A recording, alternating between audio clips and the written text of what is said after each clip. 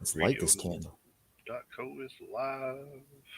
We are live worldwide. Yeah. In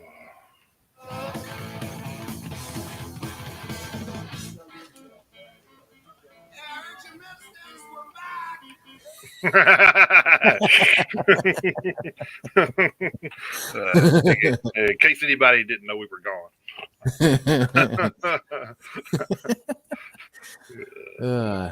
Hell yeah, dude. I had to fucking do that. That's awesome. Oh man. Well, we are back. We took a much needed week off, I think. So trying to reset. And, of course, it didn't do me much because I was still rushing this morning, but. Well, it's definitely back to normal. Oh yeah. It usually depends on where I get breakfast and how fast they are. Of course, that's true. With the way things are, every restaurant is kind of slow and short-handed these days. So it's always a challenge to get in and out. So unless you're like Dunkin', I guess I think they're still pretty much 6-7 people deep every time you go in there. But everyone loves their donuts around here. Yeah. And if you can see, well, maybe I can string out this a little bit. We are supporting our friends over at METALHEADS today. That's right. Thanks to Dana and the live show that we were at a couple of weeks ago. He gave us some party favors. So which was pretty cool. Yeah, that was a fun Saturday. And if anybody's local that listens to the show, a couple of those bands are going to be at the warehouse in Clarksville on July 30th for that farewell to the venue tour there. So I think it was that Friday and Saturday they're doing that 29th and 30th of July, I believe. So if you missed them there, then you can catch those.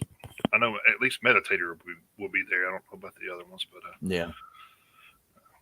but there'll still be cool stuff. I'm gonna try to get out to that one as well. So yeah, that does suck though. That another live music venue is going away. Yeah, just to be bulldozed so more fucking houses can be built. Yeah. If we could all just have Dave Chappelle money, we won't have to worry about that, right? Right, I'm telling you. Yeah. I don't know if you read that where he bought like 19 acres or something. Keep them from developing on it. Yep. He's like, yeah, nope, not gonna happen. So, I did read that actually. Yeah, good for him. Yeah. And I got a friend of mine. I don't know how true this is. I hadn't really looked into it, but he was telling me he bought like a tract of land. It's like a 1/100th of an acre or something in Scotland. And I think that's pretty much why they're doing that, is to keep from people developing on it, because you got 1/100th of an acre, so you got 100 people involved in 1 acre of land, so you have to have all them come together to actually sell it. So yeah, I've actually seen that thing. We're talking about buying a small, extremely small, like piece of land, in Scotland and Ireland or whatever. And shit, I'm trying to get some families together and buy a castle over there. Hell, right? Yeah. So I have seen that. I've seen it on Facebook. It's actually been advertised on there before. So that is where I've seen it. So yeah, it's pretty crazy to think. Yeah. But it is kind of smart too, though, because I mean, they can't just come in and start bulldozing and developing without everybody on board with doing it. So yeah, it's like, hey, that's not your land. Yeah. Right. So. Or you can go around this little track right here. This 1/100th of an acre. You can't do anything there. Hey, yeah, you got it. You can't touch this little square right here. Yeah. Yeah, and I don't think they will go through the all the headaches to try to get that done. They just go somewhere else. But yeah, you would think. Well, I guess we will try to kick this thing off and try to get back to some kind of normalcy. We had the interview with Devil 2 weeks ago, and then on the morning show, and then we did the live show that night. Yep. Was was it Malice? That's what it was called. Yep, at the Slamming in the Sticks show at the Yeah. Malice Haunted Attraction out there in Belfast, Tennessee, which we found out this morning from the boss that the live broadcast on the 25th we broke a new record. So we surpassed 500,000 views for our live stream. So considering that was our very first time, live streaming from a live event at our first public appearance, to break a record, our first time out doing that was pretty exciting to hear. Not too shabby, if you ask Adam Sandler. So. Yep. and we were pushing 1 million views for the entire day. So yeah, you guys are awesome. We can't thank you guys enough. Yeah. And if you hung out with us all day, man, thanks for your dedication. Because no kidding. I'm gonna tell you right now, it was rough from my end. So it was fun, but man, it was a long day. Yeah, it was a blast. It was a long day, and it was hot out there. Whew, it was hot. Oh yeah. Well, I mean, it was crazy though. It wasn't a hot thing as it is now. So I know. God, it was 110 degrees yesterday with the heat index. God, it was awful. I always hate that when it feels like 110. Well, then it's 110. Like, that's the way I look at it. if it feels like it, then yeah. If it feels like 110, then it becomes 110. Yeah. It's like saying, "Oh, well, the stove feels hot." That's because it is. Mm-hmm. I guess we will try to get through some of this stuff because I guess we got a couple. I just went back 2 weeks because I know we did the birthdays at the live show, and then we did a couple of stories there, but everything else we've kind of threw in throughout the week on the Metalheads Unite Facebook page. So if you're not a member there, go over there and request a membership. We'll get you in so you can actually catch up on some of the news if you don't know those already. But anyway, so I got June 26th through the July 9th birthdays here. So I will kick that off with that. So June 26th, we had Tony Correnti, drummer for AC/DC. And there's a lot of bands on here. I'm going to screw up some names, so just bear with me. And I apologize. I'm going to apologize in advance because I don't want to do it. Then we had on June 26th, we had Amen, and I'm not going to pronounce their name. I'm just going to call them Amen, guitarist for Lordy. Oh, yeah, okay. Yeah. And then June 28th, we had John Nodvet, vocalist for Dissection. Of course, they passed away on 2006. June 29th, Ian Pace, drummer for Whitesnake and Deep Purple. We had Don Dokken, singer for Dokken. And then we had the Cavemen, Kevin and Shirley, music producer and mixer for bands like Journey, Iron Maiden, Europe, and Led Zeppelin. We had Trip Ison, guitarist for Static X. June 30th, we had Yngwie Malmsteen, guitarist and songwriter, of course. And if he tells you he's the only one who had a birthday that day, even though this next person is would be top of my list. But the next one was Phil Anselmo, vocalist for Pantera and Down. Dan Jacobs, guitarist for Atreyu. July 1st, we had Roddy Bottom, keyboardist for Faith No More. Then we had Aaliyah, which her name was Julia Stanbridge, vocalist for the Trees of Eternity. And unfortunately, she passed away in 2016. July 2nd, we had Wayne Hayner, bassist for Axe. July 3rd, we had Stephen Piercy, vocalist for Rat. Maddie Mullins, vocalist for Memphis Mayfire. July 4th, Let Freedom Ring, right? Yeah, that's right. So some people rung in the July 4th holiday with some babies, sounds like. So, hell yeah. So we had Mark Slaughter, vocalist for and guitarist for Slaughter. Jack Frost, guitarist for Seven Witches.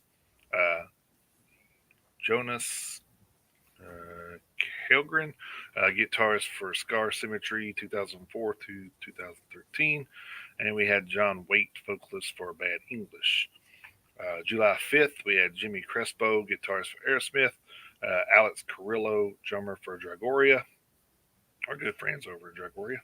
Mm-hmm. We had July 6th. We had Joe Show No Mercy, drummer for Sepsis. That's not his nickname, but if not, they need to make Hell it that. yeah. Feel free to use that. So. There you go. Yeah. July 7th, Larry Rhino Reinhardt, guitarist for Iron Butterfly, who unfortunately passed away in 2012. We had Perry Richardson, bassist for Firehouse.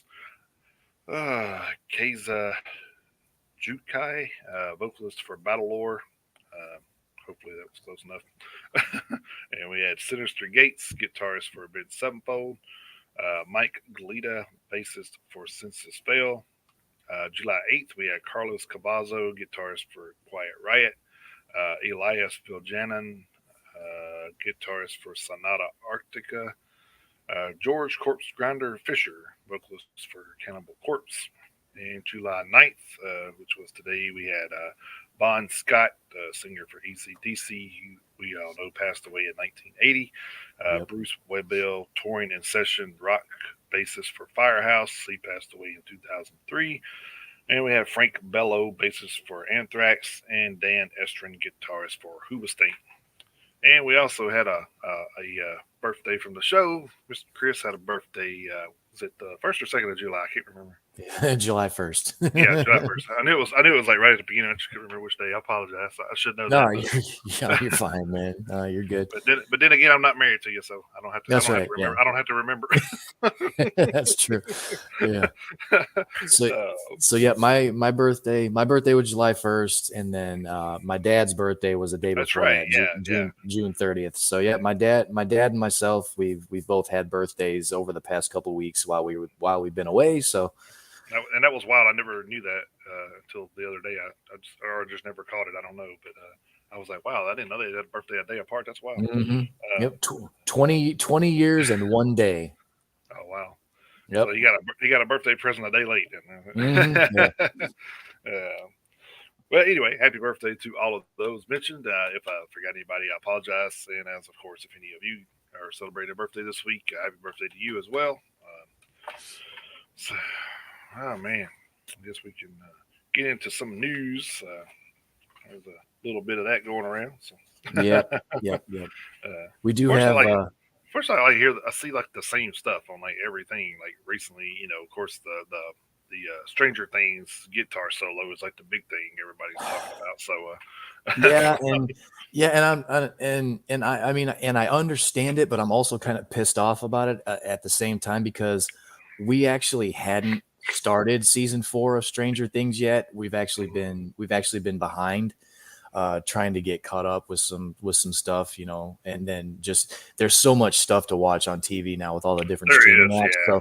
Yeah. So Stranger Things wasn't one of the things that we had been able to start yet. We were caught up through season 3, but we hadn't had a chance to start, season 4. And then, of course, with us having the show here and trying to keep up on all the current events and everything for the news segment, there was no way I wasn't going to see it. So, it kind of, it didn't spoil the whole season for me, right. But still at the same time, I would have liked to have had it be a surprise. So I know the scene is coming. I think we're like 6 episodes into season 4 now, so I don't know how many episodes there are total. So I can't remember either. I know we were watching some last night, and I think she said we had 2 left. So I don't know. Yeah, so I'm sure we'll probably finish season 4 this weekend. But yeah, it would have been nice if that would have been like a total surprise to see. But it's definitely going to be something to look forward to because I heard it was so well done. But yeah, Kirk Hammett and Rob Trujillo's son actually had a part in it. So right. Yeah. So of course it's going to be good. So, right. So yeah, I'm looking forward to seeing that, but yeah, it's kind of frustrating when I started seeing it. I haven't seen, like I said, I haven't gotten to that point yet, but just the pictures from the scene, it was just looked everything metal. So it was definitely a fitting scene, I think. So. Yeah, so I'm looking forward to that. But yeah, it was pretty much everywhere while I was trying to get caught up and trying to get stories for the segment here. So yeah, it was like, hey, it's on Loudwire, it's on Metal Sucks, it's Right? on Yeah, it Metal was on Injection, it's on it was Blabbermouth, it's on the it was PRP. It's everywhere. it So was everywhere. Yes, yeah, I think literally. even like Metallica had it on their page Yeah. on their social media stuff. So Yeah. it was it was just I mean, like I said, it's just pretty awesome to see and like they actually were talking about how they've gained new fandom from it. So Hmm. it's like, Yeah. oh, did you hear this band that they play? Oh, some like people never Yeah. heard of Metallica, so I know. for some reason, I have no idea how they lived that long without hearing about Metallica. At least it's Hmm. like, Yeah, even if they aren't fans and don't know the music, I right. mean, I mean, how have you not at least heard of the band? That, yeah, that is kind of crazy. But all right, all joking aside about the Stranger Things, we're gonna lead off this week's I guess this week's segment of current events. We're gonna go back a little ways because, like I say, we were gone for a little while. So this one is a little over a week old, but it's important we talk about this one. Over at the PRP.com, we have Andrew Labar, known for his past guitar and vocal work in the likes of Impaled and Ghoul, has passed away due to the progressive nervous system disease ALS. Now, this story was from July 1st, so it is a little old. So, but anyway, a statement issued on his passing by his former Impaled bandmates reads as follows: "Quote: Impaled is saddened to hear that our former guitarist and vocalist Andrew Labar has passed away from ALS. He was an incredibly gifted guitarist, composer, and recording engineer, and all-around nice guy. His contributions to Impaled during the Mondo Medicale era of the band were enormous and helped shape what we do musically in ways that have lasted to this day. He will be sorely missed." End quote. So it's kind of a messed up way for. I mean, it's not a ALS is not a good way to go, like, at all, because basically, for anyone who doesn't know what ALS is, I mean, it basically just turns you into it takes away all your motor functions and everything. I mean, you end up being completely paralyzed. You can't speak. I mean, you just can't move at all. And you got to figure that for somebody that made their living playing music, using their hands, using their legs, whatever it was, whether it's a drummer, guitarist, vocalist, basically just turns you into a husk, really. I think what's crazy is like bringing as soon as you said that, I said that is crazy how like it brings that guy down. But like Jason Becker's been living with it for like 20 years, so I it's like know. Yeah. it's so Yeah. wild how it just it'll either slowly take you or just grab or just bum rush you. It's kind of crazy. I know. I know it is really weird, but I mean, Jason Becker, yeah, like you say, he's another one who's got it, and basically he's just, I mean, Hmm. he just is just in a wheelchair, and he's got to communicate. As Through far as I points and know, stuff. he uses that computer technology, that he uses his eyes, because that's the only way he can communicate. He can't speak. He can't move at all.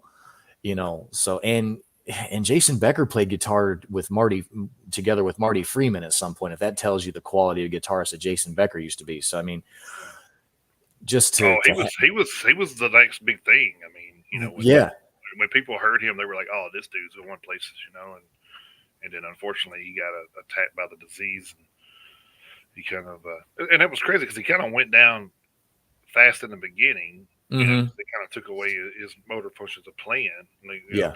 Pretty much, within a couple of years. So for him to live this long and be able to still do what he does is amazing to me. Yeah. It's like, Yeah.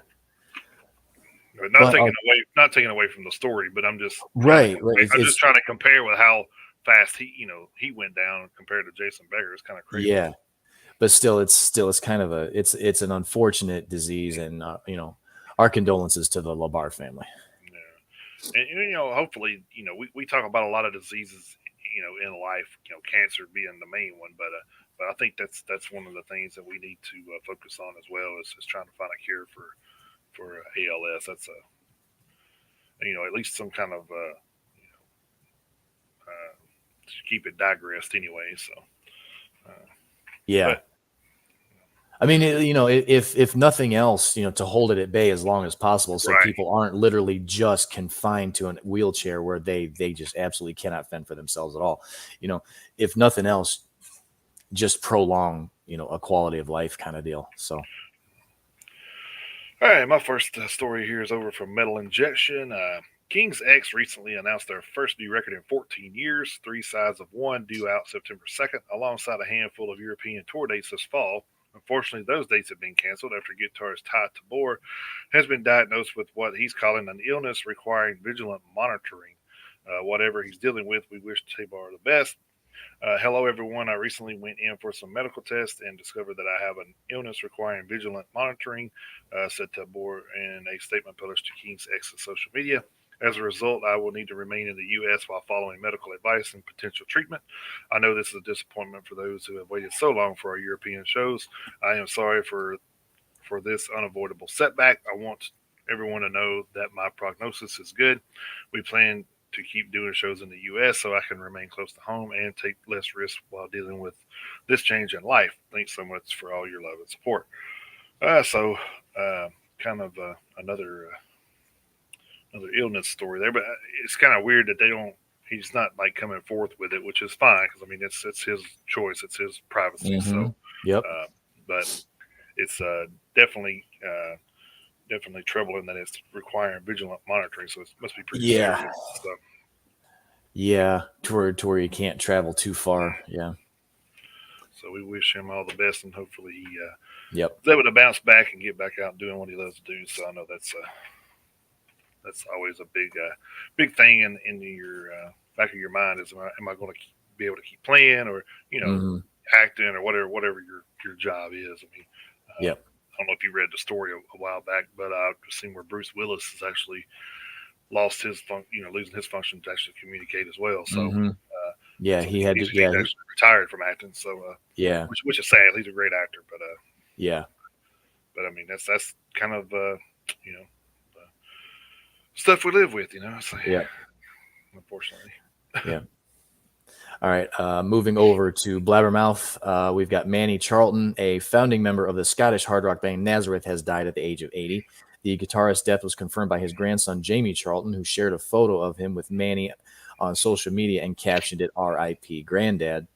Charlton is famous for the guitar riffs that catapulted Nazareth to stardom during the 1970s. He played on, produced, and wrote most of their greatest hits, including Broken Down Angel, Bad Bad Boy, Hair of the Dog, and countless others, not to mention producing the prototype rock ballad Love Hurts, which was a top 10 hit around the world in 1975 and stayed an unprecedented 60 weeks in the Norwegian chart.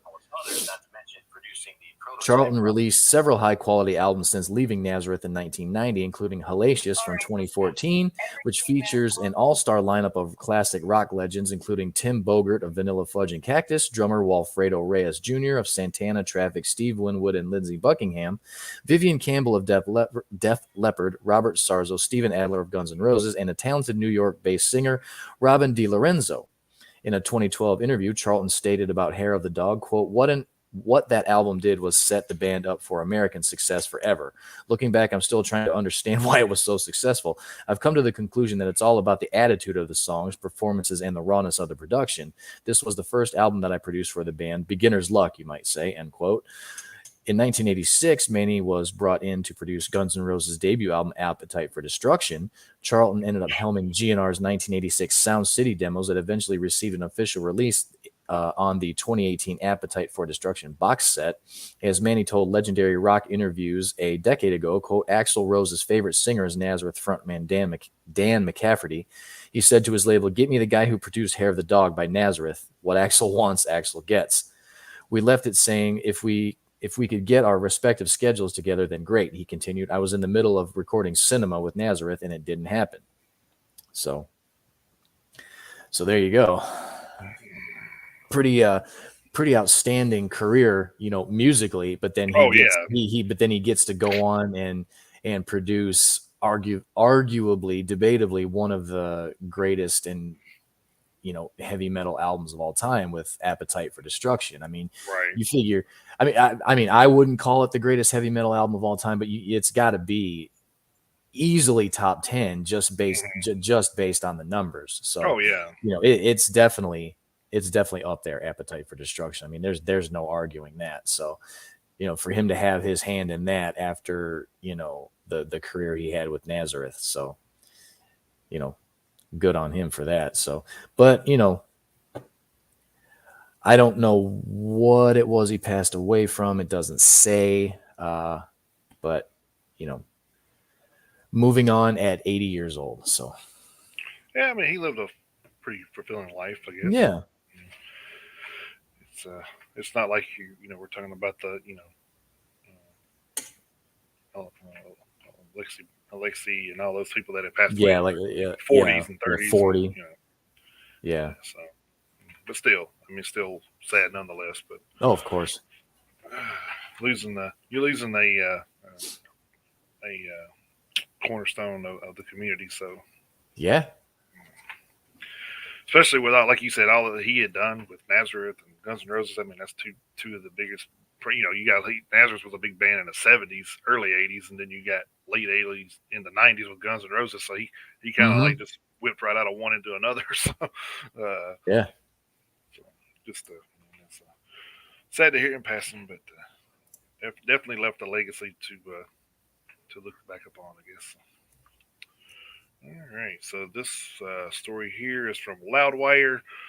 Bartending is a form of artistry just as music is, but unfortunately, most bartenders aren't represented or given the same recognition other types of artists are. That's where Livewire comes in. Live Wire, like the Motley Crue song. You know, Yep. and if you don't know the words, get a teleprompter. I'm just kidding. Yeah. It's not Live like Wire, it's not like he's the first one. right? Not even close. So get off. I And mean, we'll, you can you we'll can make actually, you can I make actually fun got of him that. for. I actually got that wrote down in my notes to go over later, so we'll definitely Oh, okay.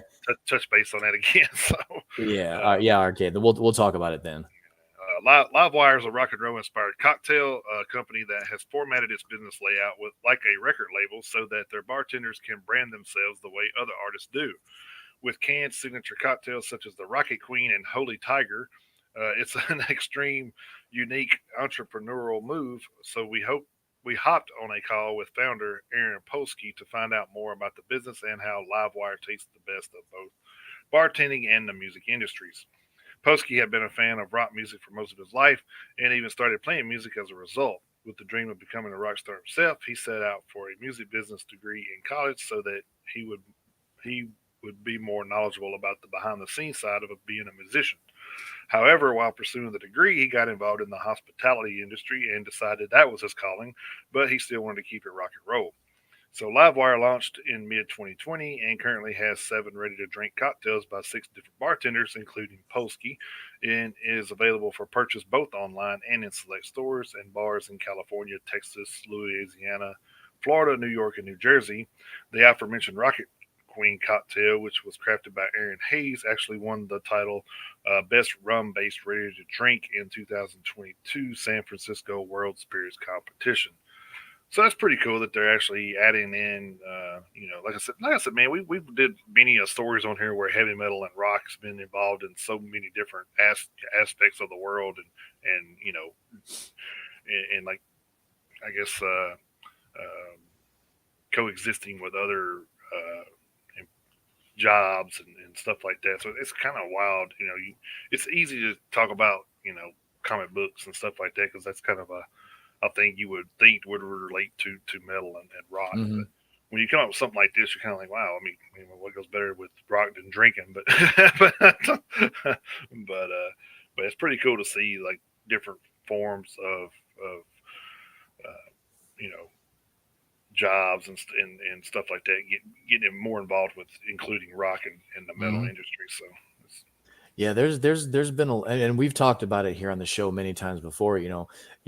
David Mustaine's got his wine. Iron Maiden has the Trooper beer. Hell, even Slipknot's Cannibal, got stuff. yeah, even Cannibal Corpse has at least one type of beer that I know of, if not two. So there's a lot of these Metallica. bands. Yeah, yeah, yeah. There's a lot of these bands who have kind of delved into the You know, uh, the entrepreneurial spirit as far as getting alcoholic beverages out there and stuff like that. So, and obviously we all know all of the merchandising stuff that Kiss has done over the years. So I Oh mean God, that they're yes. I don't think I think Kiss is kind of the kings of merchandising and stuff like Yeah. that. So but yeah, I know. it's I always think cool. It's cool to see how it crosses over. we've always talked about that too. Is like every time you see something, and then Gene Simmons chimes in pissed off about it, it's because he didn't come up with Right. it. uh, That's but true. bring it since you brought Kiss up. I did see where they're adding 100 shows to their end of the tour, end of the world tour or whatever. So Right. Yeah. I don't think those fuckers are ever going to they're, retire. they're not going to It's like, until one it's of like them dies on stage or something. probably. Uh, Yeah. And I guess since we are talking about Kiss, did you see where they were playing that show in Austria, but put up a graphic of the Australian flag on the that sounds about right. So, Yeah. So I was like, oh God, come on. And and then to make that mistake with that country's flag after you basically got busted for using backing tracks. yeah, yeah, it's kind of crazy. But I mean, what was that? What was that? What was that movie where they were talking about that? He's like, she said, "I'm from Austria." Oh, you speak Australian? She says, "No, I speak Austrian." yeah, that was Oh no, Dumb that and was Dumber. It no, was no, no, Dumb and no. It Dumber. was yeah. That was Yeah, no, yeah. no, no. What I was thinking about was the interview. James Franco did that with he was interviewing somebody, and he was like, "Oh yeah, it's Australian." He said, "Yeah, Austrian and Australian, same thing." She says, "No, it's not." Oh yeah, yeah, yeah. Yeah, that's right. Yeah. yeah, But yeah, no, I was thinking of that part in Dumb and Dumber where he yeah, where yeah, he yeah. like stops and asks directions. Bobby. Yeah. Yeah, so that's what I was think. That's where I went initially. Yeah. But yeah, I forgot about that part in the interview. Yeah, which was also a funny movie. But yeah, to me, I mean, to make that mistake, for Kiss, that's a pretty big one. You brought up that the movie, The Interview. I know we're kind of getting off subject, but I think about that. I think that may have been like the turning point of a lot of the movies going digital, because at that point nobody wanted to put that movie out, to like DVD or anything because of the backlash it had because of having Kim Jong Un being killed in the movie. Of course, Yeah, they were afraid of the backlash from it, and then the people, and then Seth Rogen and Franco and all them was like, "Fuck that, we just put straight DVD then," and then it actually outsold everything that was in the theaters that year, just doing straight to yeah, DVD and stuff. Yeah, the theaters is what I meant. Yeah, yeah. they went straight to Well, hell, everybody wanted to see Kim Jong Un die, so well, yeah, everyone wanted to see it. in one aspect or another, right?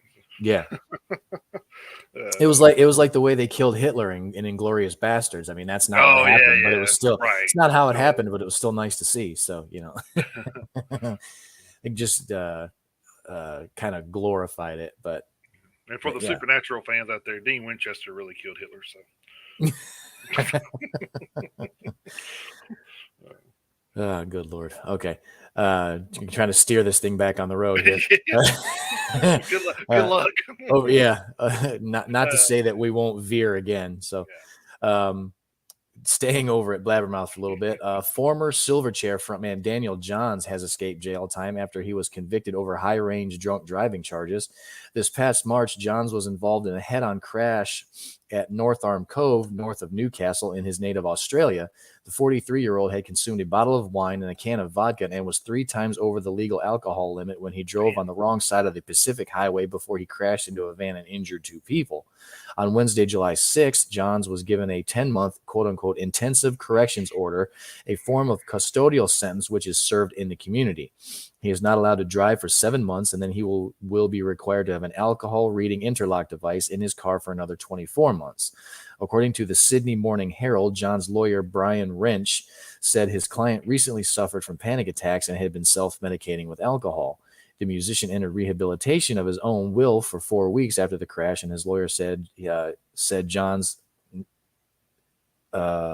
his lawyer said Johns has not touched alcohol since. In addressing the court, Wrench highlighted the trauma his client has experienced since he rose to international stardom at the age of 14. Quote, his fame came to him in an unwanted fashion, and fame came with attacks and vitriol, including defacing and graffitiing his mother's fence, Wrench said. He was pursued by a weird stalker. There was a defamation case, and he was accused of going to a brothel, which was totally untrue. When he ventures outside, he is worried about people attacking him. His home is his only safe spot, end quote.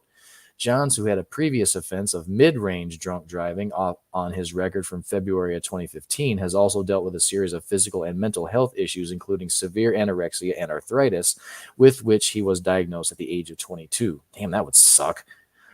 22 years old? God. In sentencing Johns, Magistrate Ian Cheatham said Johns was best served to continue with psychiatric treatment in the community. Quote, there is no doubt a custodial sentence will not achieve an appropriate result for him or the community, Cheatham said. Daniel's second solo album, Future Never, was released in April and topped the Australian ARIA albums chart in its third week of release. It is the follow-up to John's debut solo album, Talk, which came out in 2015. Formed in 1992, Silverchair released 5 studio albums and sold more than 6 million records before disbanding in 2011. The band's debut album, 1995's Frog Stomp, peaked at number 9 on the Billboard 200 chart, and its follow-up, 1996, landed at number 12. So yeah, I'm not a fan of drunk drivers. Yeah, me either. So. I really have a hard time with that one. I mean, there's like plenty of options now, more than we had to get home, safely. Yeah. You got Uber and all that stuff now, which you didn't have. You either call a taxi or you didn't get home. I mean, back in the day. So. Not to say that some of his past, some of the stuff that happened to him in the past was, wasn't good or anything, but and a lot of people, like I said in the story, self-medicate with alcohol, which is dangerous. But at the same time, if you're gonna do that, if you're gonna drink, just drink at the house. I mean, you're gonna get drunk and then put yourself on the roads and endanger other people. That's the big issue I have with it. I mean, a lot of people, they'll end the day with a drink or two, and that's fine, but go home, knock back a few, and stay home. Right. I just really have a hard time with it. I think the problem I had with the story was it was almost like they were trying to excuse it because he was through in the stardom at a young age. Well, tough shit. I mean, that's what you don't create a band to just play in, your local gymnasium every Friday and Saturday night. I mean, most of these people out here busting their ass, and we've talked to a few of the bands that are busting their ass to make it be their living. So I mean, that was the whole point. So to interject that into the story is kind of irrelevant to me. But and it was like, when you do that, you make it look like you're trying to excuse the fact that, oh, well, he's got this and this, and this is why. I'm like, yeah, it's not really his fault. Well, I mean, you're a grown ass person, and you made that choice. So it's your fault. It's 100% your fault. Right. And it's like, I've told my kids before, I've made mistakes in my life, but whose fault it was? They were mine. I mean, it's just you got to take responsibility for your decisions, whether they're good or bad. I mean, we don't all make great decisions. I mean, unfortunately, right? So, and thankfully, the people who were involved in the accident that he caused, they were just injured and not killed. Right. Because there's so many. That's kind of what I was thinking too. I mean, how serious would the penalty have been if he'd actually killed somebody? So, right. We've seen this too with rock stars. Kind of get slapped on the wrist for shit that we're just like, what the hell, man? Like, we would have been in jail for 10 years for some of the shit they've done. So I know it's it shouldn't be a pass. I'm just saying. So no, it absolutely should not. I guess like a judge may look at that like, hey, do I want to be the judge that lets this guy off, or want to be the judge to be 10 million fans on beating down my door trying to kill me because I put this guy in jail? So well, I probably would have been the guy who risked getting his door beaten down for I mean, you have to put the safety of the everybody else first, which we won't go into any of that because we know that right. Our government don't even do that, but right. beside the point. But But I mean, but in the instance of just drunk driving cases, I mean, the people on the other side of the road, they were just trying to get to wherever they were going, Right. just try to live their lives, and they were literally innocent victims. Mm-hmm. This asshole crossed the line while they were, coming down the street. That was a choice that they didn't make and were drawn into through no fault of their own. So it's so irritating to me.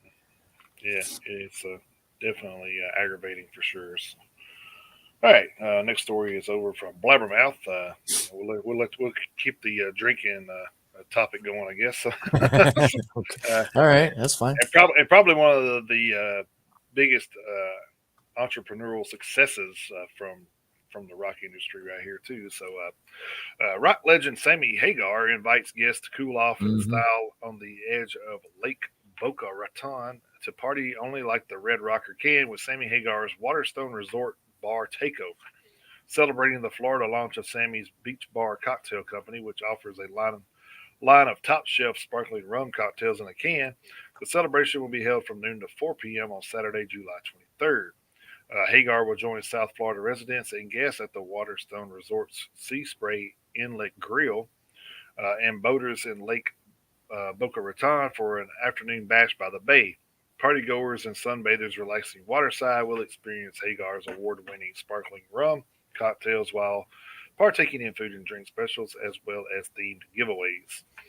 Sammy's Beach Bar Cocktail Company is available in Florida now following highly successful debuts in California, Texas, and Nevada, with several more states coming soon.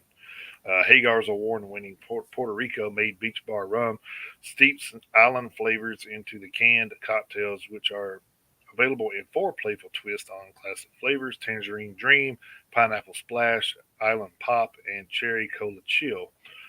Made with all natural ingredients and sweetened with agave syrup. Each 12-ounce can is under 130 calories, contains 5 grams of sugar, and is 5.5% alcohol by volume.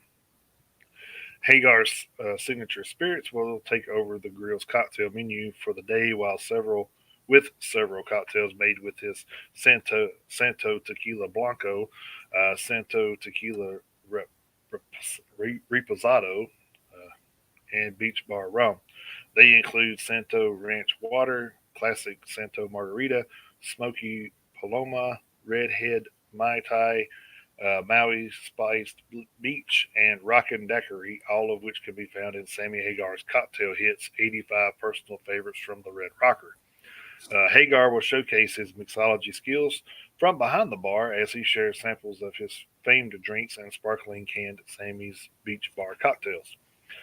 Sammy's Beach Bar Cocktail Company offers a line of ready to drink, top shelf sparkling rum cocktails that come in four playful twists on classic flavors, each awarded by the San Francisco Spirit Awards. They include, and of course, again, here we go, a lot of repetitive Tangerine Dream, Pineapple Splash, Island Pop, and Cherry Cola Chill. Um, Hagar's Puerto Rico made Beach Bar rum steeps island flavor into the cocktails, which are made with natural ingredients. Maybe they just kind of made a miss. Oh no, that's actually got.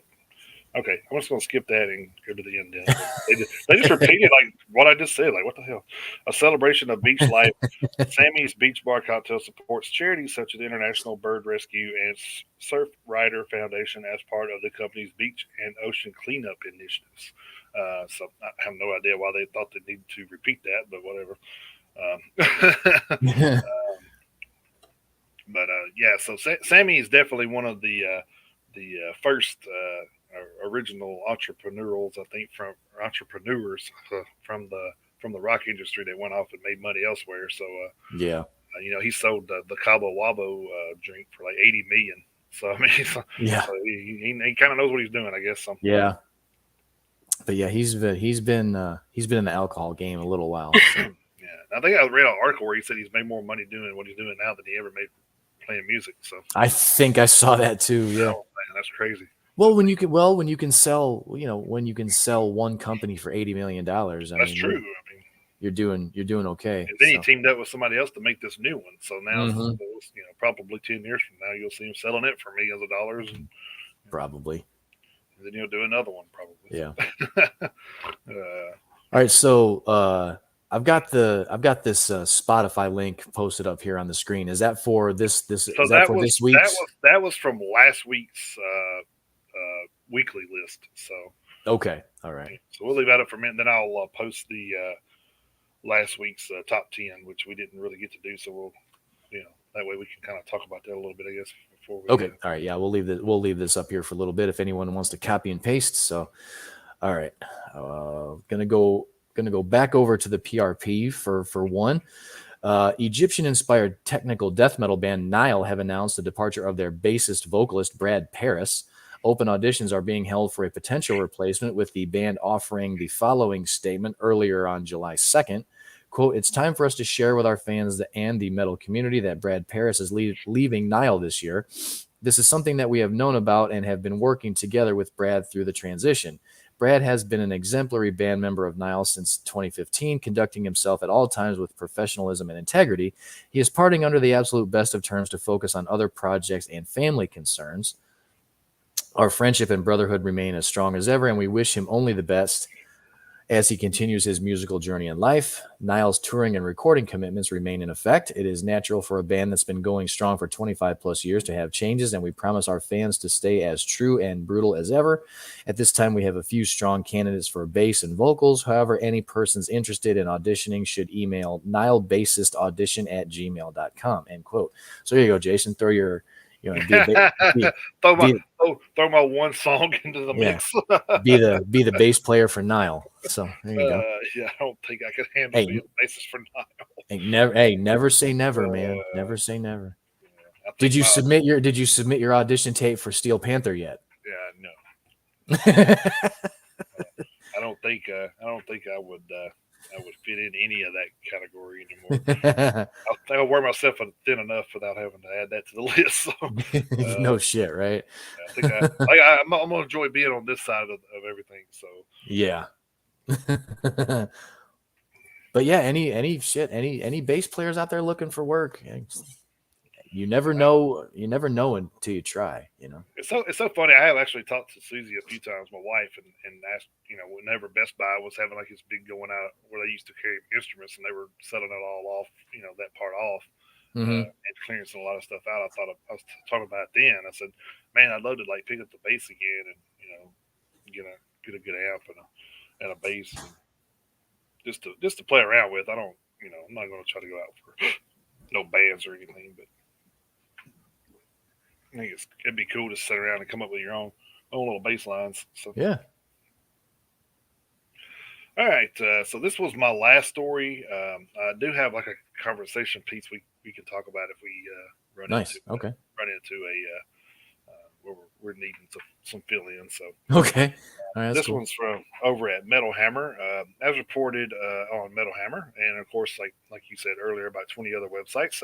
The internet has gone wild for the inclusion of Metallica's classic Master of Puppets in the final episode of the latest season of Stranger Things, with the track's inclusion sparking fresh interest in the song and even its entry into Spotify's top 50 charts around the world, which that's crazy to have that song come back around the top 50 after.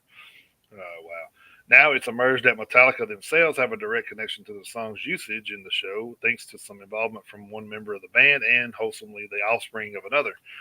In a post on social media, Metallica bassist Rob Trujillo highlighted that his son Ty's name was featured on the credits for the final episode, revealing that he had helped track extra guitar parts for the version of Master of Puppets played by beloved metalhead character Eddie Munson. That's my boy, beamed the bassist. Proud of you, Ty. Stranger Things finale shredding it on Master of Puppets. Trujillo also revealed that his Metallica bandmate, lead guitarist Kirk Hammett, was also involved in the track being used in the scene, adding big thanks to Kirk Hammett on helping. The post prompted reactions from many of Rob's heavy metal chums, including Machine Head frontman Rob Flynn, Korn drummer Ray Luzier, and Bad Wolves guitarist Doc Coyle. Ty Trujillo is no stranger to following in the footsteps of his father in terms of a music career, having played in one-time charity band Blue Weekend with Noah, son of Scott Weiland, and kick-started his own band Otto, who is more material is expected from soon, and also played with Suicidal Tendencies, which his father also did. So, I'm surprised they left that out. I am too. I was lucky enough to be at the show that that Blue Ridge is actually where he joined them on stage for the first time last year. So did a hell of a job too. So Yeah. it's pretty cool. Chip off the old block for sure. Yeah, yeah. Like he was it was like he had been in the band forever. Man. He just picked up and yeah. They actually interviewed him backstage after too, which was pretty cool. So wow, that's cool for him.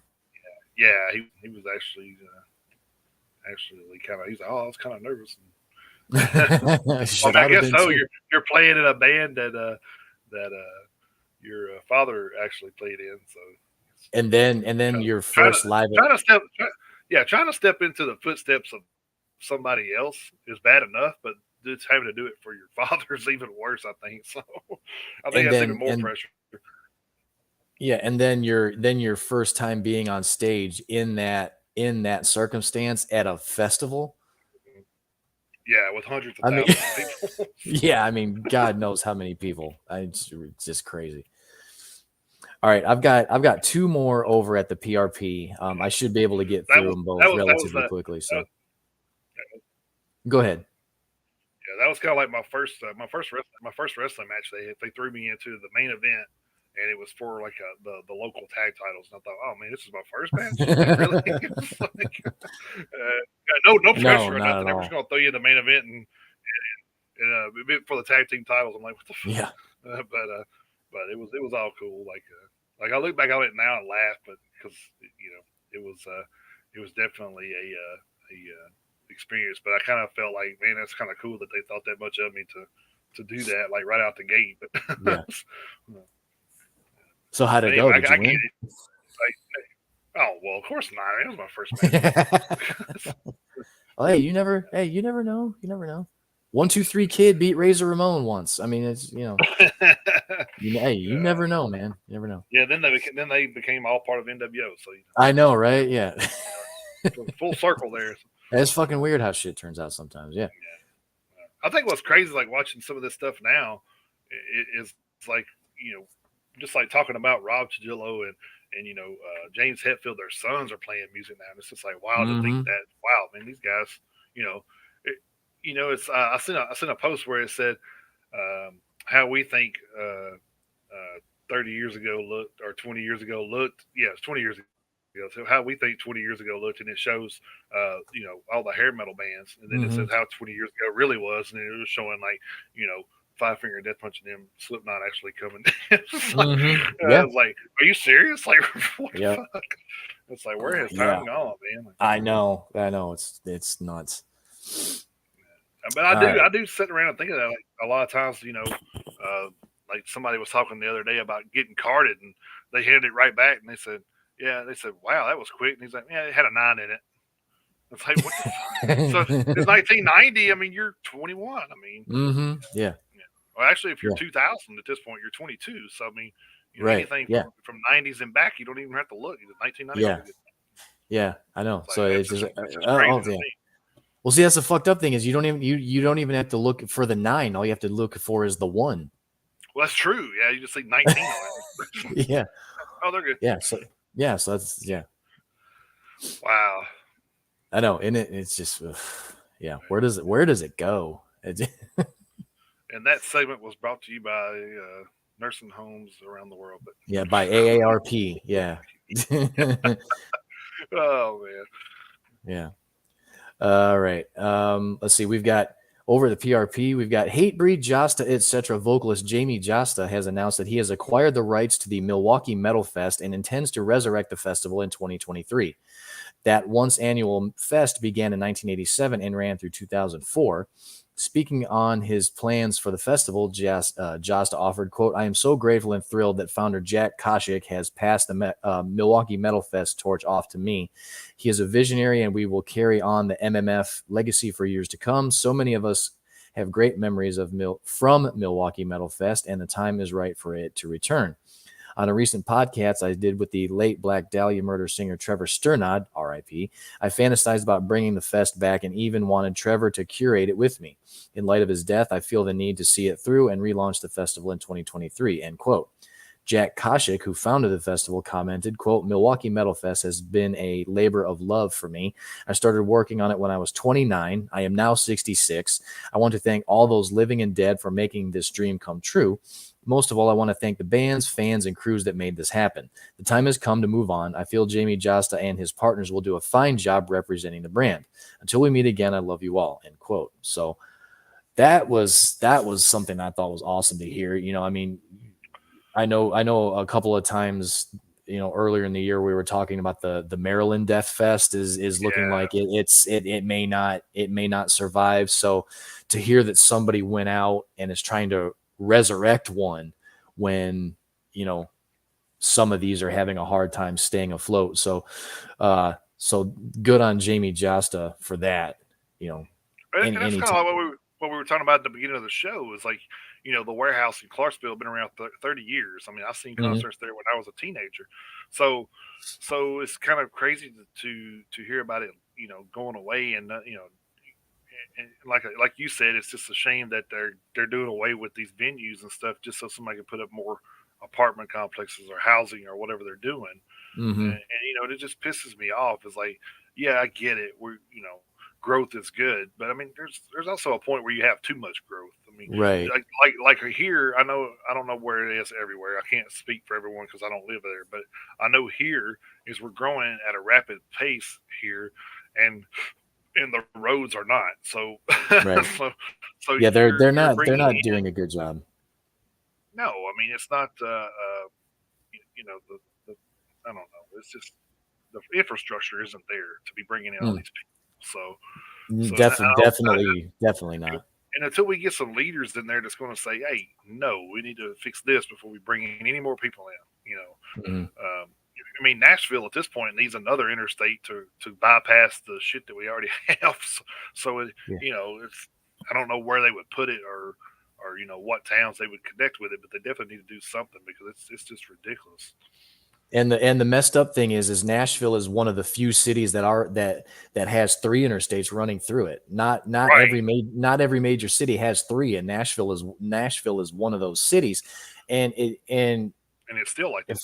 Right, it's still like that. And for anyone who lives, you know, here in the mid-state and has ever been to Nashville, like ever, will tell you you hit the wrong time of day and you're screwed. Oh yeah, like royally screwed. That's like the 9 to 5 is definitely a thing here. So yeah, it absolutely is. Yeah, you get caught in 5 o'clock traffic, you're might as well hang it up. You might as well, you know. As a matter of fact, I think you could probably Uber or like Uber eat some food to you, and still they would meet you before you got out of traffic. Probably, yeah. Jimmy John's right up on a bicycle or something. But yeah, no shit. Yeah, knock on your window. You could call Jimmy John's, be like, I'm on 65 South at mile marker, whatever. At mile marker 74, the Old Hickory Boulevard exit. I'm in the number 2 lane. I'm in the gray truck. Just pull up to the driver's side and I'll roll the window down. You know, so it's just fucking ridiculous. But and good morning to you, Myrna. Hello, how are you? Thank you for joining. Let's see. I've got one more over here real quick over the PRP. We can be able to go through this real quick. In this moment, Shinedown and Skillet have recently received new certifications for their respective singles in the United States. A batch of new gold and platinum certifications announced on June 29th by the RIAA held good news for all 3 of the aforementioned acts. First up are In This Moment, whose 2014 Black Widow tracks Sick Like Me and Big Bad Wolf have both hit gold status. Those 2 awards mark the alternative metal band's 3rd and 4th gold singles. They also previously notched up a gold album for their 2012 release, Blood. No stranger to gold and platinum hard rock outfit Shinedown picked up a platinum certification for their 2018 track, Monsters. It had previously gone gold in December 2020. Elsewhere, Christian hard rockers Skillet's 2016 single Feel Invincible attained 2x multi-platinum status, having previously gone platinum in April of 2019. A platinum album/single in the United States represents 1,000 units, while gold signifies 500,000. Outside of traditional physical/digital sales, these certifications factor in digital streams and downloads, with 10 permanent track downloads counting as one unit and 1,500 on-demand audio-video streams from a particular album also counting as a unit. So, a quick round of congratulations to those three bands. I am fans of some of those bands more than others, but regardless of your fandom, going, especially in this country, 500,000 and $1 million is definitely nothing to sneeze at, so, because there are other countries that, like 30,000 is gold and 50,000 is gold, and like, hell, there are some countries where 50,000 and 100,000 are like gold and platinum. So you got to hit 7 figures in the United States to get a platinum album. So I mean, that's saying something. Yeah. But I think I covered some of the stuff about Skillet a while back too. They've had numerous platinums and golds, so good on them. Yeah. So that discussion piece I had was over at Loudwire. Of course, they love the discussion pieces. So yeah, they do. So this was one that I thought we would try to weigh in on, because us being a fan of all 4 of these bands. I had this one pulled up too, so that's fine. That's fine. We can talk about it. I thought it was a good one too. Yeah. So pitting 4 classic discographies up against each other, we have ranked every album that's from Thrash's Big 4 from worst to best. The collective studio output from Metallica, Slayer, Megadeth, and Anthrax totals 47 original albums, with Megadeth having released the most at 15, with another, The Sick, the Dying, and the Dead, looming overhead as fans await the September release. Where exactly the new one from Megadeth will figure into these rankings is yet to be determined, and if it's anything like the damn song they put out, it's probably going to be up there. So, dude, I was gonna wait for you to stop reading to say that oh my god, that new single that Megadeth put out. I can't stop listening to it. Yeah. Dude. Like I literally put that on. I'll be sitting somewhere or whatever, and I'm like, yeah, I'm gonna go listen to this again real quick. So just throw it on, man. That damn guitar riff, dude. Like, Jesus Christ, it's so good. And the funny thing is, Dave sounds great. He sounds great. Yeah. But man, I mean, the music good, but I mean, the song is just amazing. Yeah, they really played to his strengths, especially coming out of the throat cancer type deal and everything. So I think they really played to his vocal strengths too there, because I mean, we know he can't do the stuff that he used to do with Megadeth with the vocals. We all knew that, which like I said, that's going to be another thing we can talk about later too when we bring up the Vince Neil thing. But anyway, ranking these independent discographies is a difficult task enough, as each band possesses a great deal of high value material, and we're not just talking about the classics. Each group has delivered serious quality in the 21st century as well, which firmly asserts their right to lay claim to being in the hallowed Big 4 grouping. I could say that, especially with Anthrax. They've had some damn good shit. I think some of their best stuff's been the last couple of albums. So their best stuff in a long time, for sure. Yeah. For All Kings and the what was the other one before that? Shit, I lost blank. Anyway, maybe they'll cover it. I can't. I'm just going blank. I'm kind of scatterbrained right now, so I probably need to get back on track. Anyway, of course, time is always the ultimate test, and while some records that aren't Stone Cold classics have held up quite nicely, and a lot of the stylistic fuss doesn't really matter anymore, how, more than 30 years later, could it all be heretical for Metallica to abandon thrash and usher in an entirely new era of hard rock with the Black Album? So many of the group's fans weren't even born when that album came out, so it's hard to take such a shift personally when you weren't there to hold the old style so close to your metal heart. Although I think it's making a comeback because of Stranger Things now, but anyway, get back to on track and dive into every thrash Big Four album ranked from worst to best directly. Here we go. Note: Lulu has been omitted from the ranking as it is a collaborative record. Hopefully, that's not Yep. the only reason. Yeah, really. You know what's funny is I still have not listened to that. I have not either. Just because, I hear I'm not missing much. yeah, just because of the collaboration. I'm like, yeah, no, I'm not even wasting my time. So, Right. whatever floats your boat, I guess. But Yeah, sure. Yeah. so that kind of surprises me that they put this one on the very, very bottom. But Megadeth's Risk is 47. So Mm-hmm. I'm not sure if I would. I think I know probably the album we would both put on bottom, but Yeah. Super Collider. oh no, I was talking about a Metallica album. So Oh, I thought you were talking about I thought you were talking about from Megadeth. oh no, I Oh was yeah, talking about okay. putting it on the bottom period. So Yeah. I wonder where that one's gonna be because I haven't read this list. I haven't gone through it. yeah, like I said, I haven't either. I just seen it and I thought, well, if we run out of time, we'll or if we're if we have time, I'll throw this in there. Which I think we got time to talk about it. So Yeah, I think so. 46 was Anthrax's Volume 8, The Threat is Real from 1998. I will honestly say I don't know a lot about that album. As it was kind of 6 years out from The Sound of White Noise, which was one of my favorite John Bush records. Mm-hmm. So I'm not real familiar with that. I don't know if you are or not, but I'm not real familiar with Volume 8.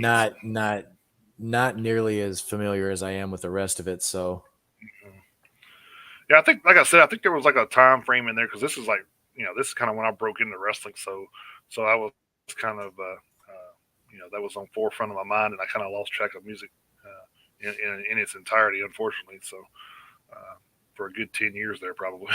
If it wasn't on the radio, I didn't, of course, we didn't have the stuff that we do now to put on and ride down the road and listen to different tracks and catch up with stuff. So right. So you had a CD player and a radio. So it's like, so if it wasn't on the radio, you didn't know much about it. So and you couldn't count on the radio for shit. So well, yeah, still can't, but no, you not can't around here anyway. Okay, 45, there it is.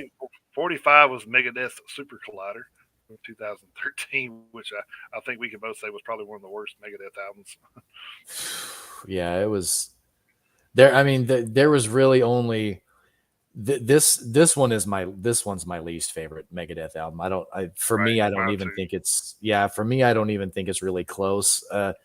I think the only song off of Super Collider I really like is Kingmaker. Other than that, it was kind of it was pretty unforgettable for me.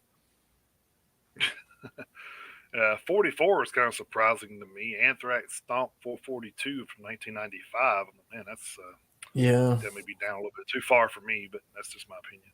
That's a really good album, I thought. So. I thought so too. Yeah, maybe they're just not showing John Bush much love. So maybe I don't know what it is. That was the second one in the bottom. This is crazy. It's just like Megadeth, Anthrax all on the bottom. It's like what? 43's Megadeth, The World Needs a Hero from 2001, which I don't know. I kind of like that record, honestly. I was about to say I like that one too. It's not The World Needs a Hero definitely isn't one of Megadeth's heaviest albums, but there were good songs. Oh, there it is. But yeah, there were good songs on it for sure. Mm-hmm. And then 42s are Metallica Saint Anger from 2003, which we thought, I would put that on the bottom as far as like we've talked about many a time before. It's not the actual song; it's the actual mixing of it that made it so bad. It's like it's like I don't know what they were thinking there, but it's not like he didn't have the money. I'm just saying. Yeah. Well, I mean, see the funny thing is I know what they were thinking. I know what they were. I know what they were trying to do because I remember hearing them talk about it. I know what they were trying to do with it, but it came out in 2003. It was, 22 years after Kill 'Em All came out. I mean, come on, man. I mean, just Right. stop. Just stop. There's a reason why technology advances, so, Right.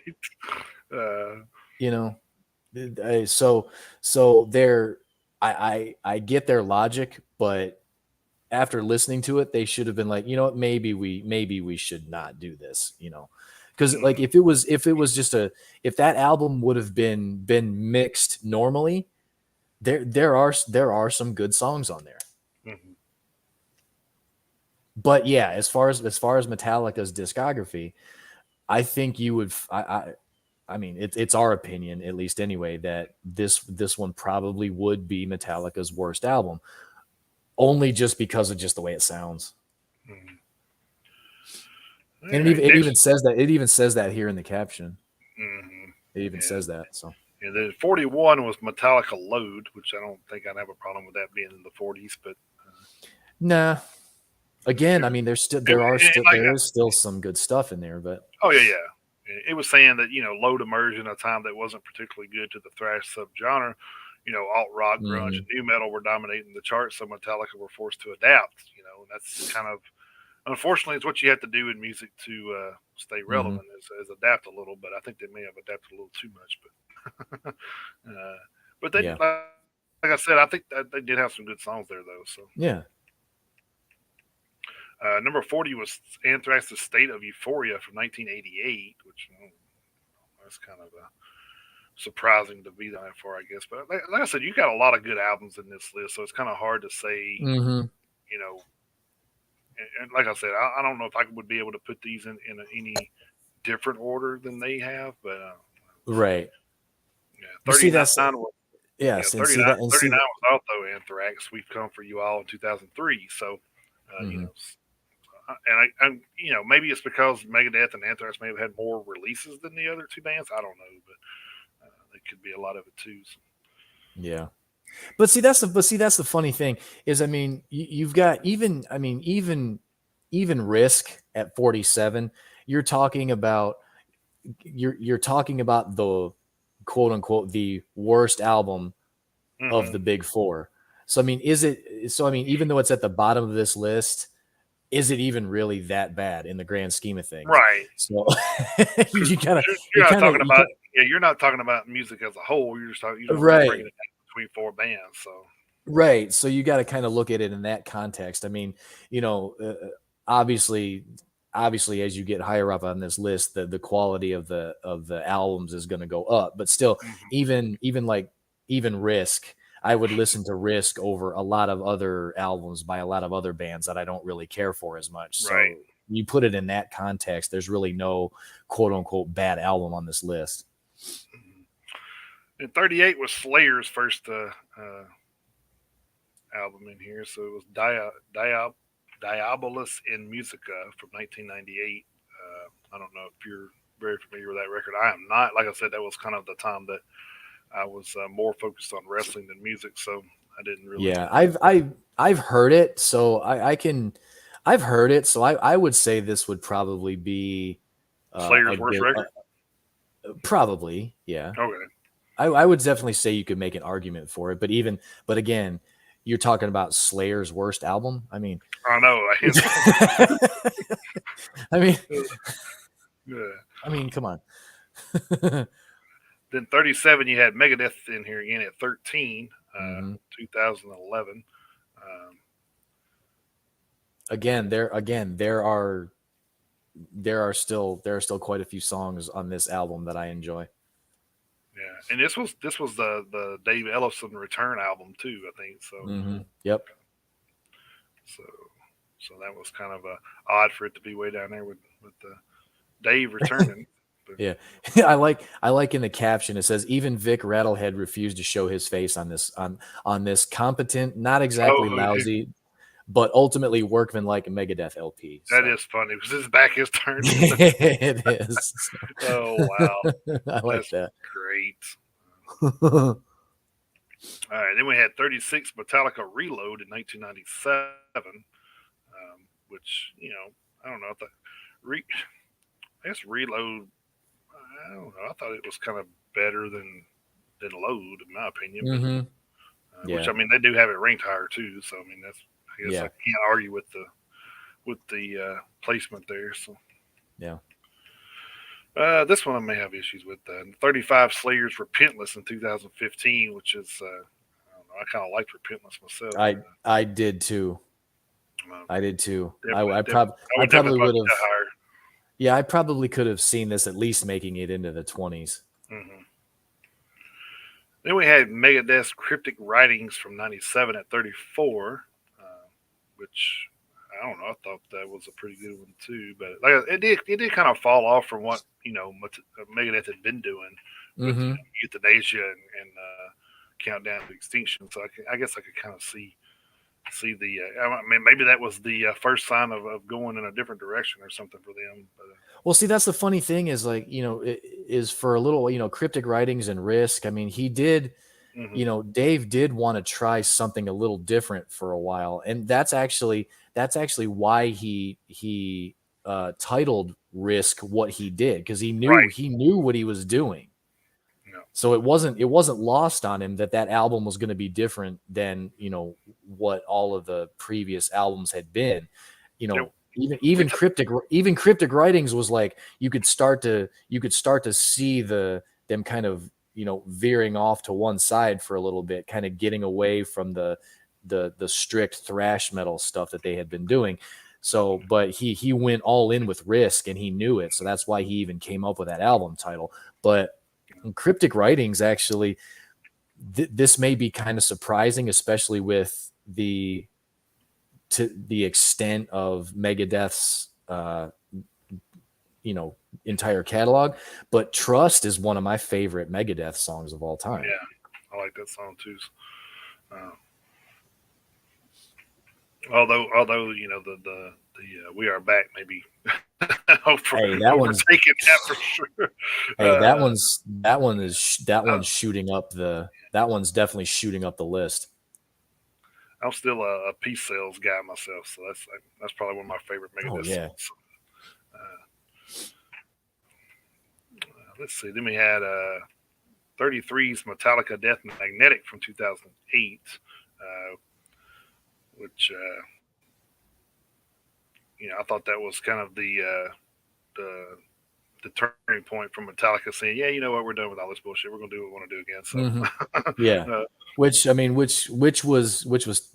was good and totally fine with me, because that was it. I mean, it says in the very first sentence in the caption, it says the Rick Rubin produced Death Magnetic is a safe but fervent return to form, and I would say that's probably a really good description of it.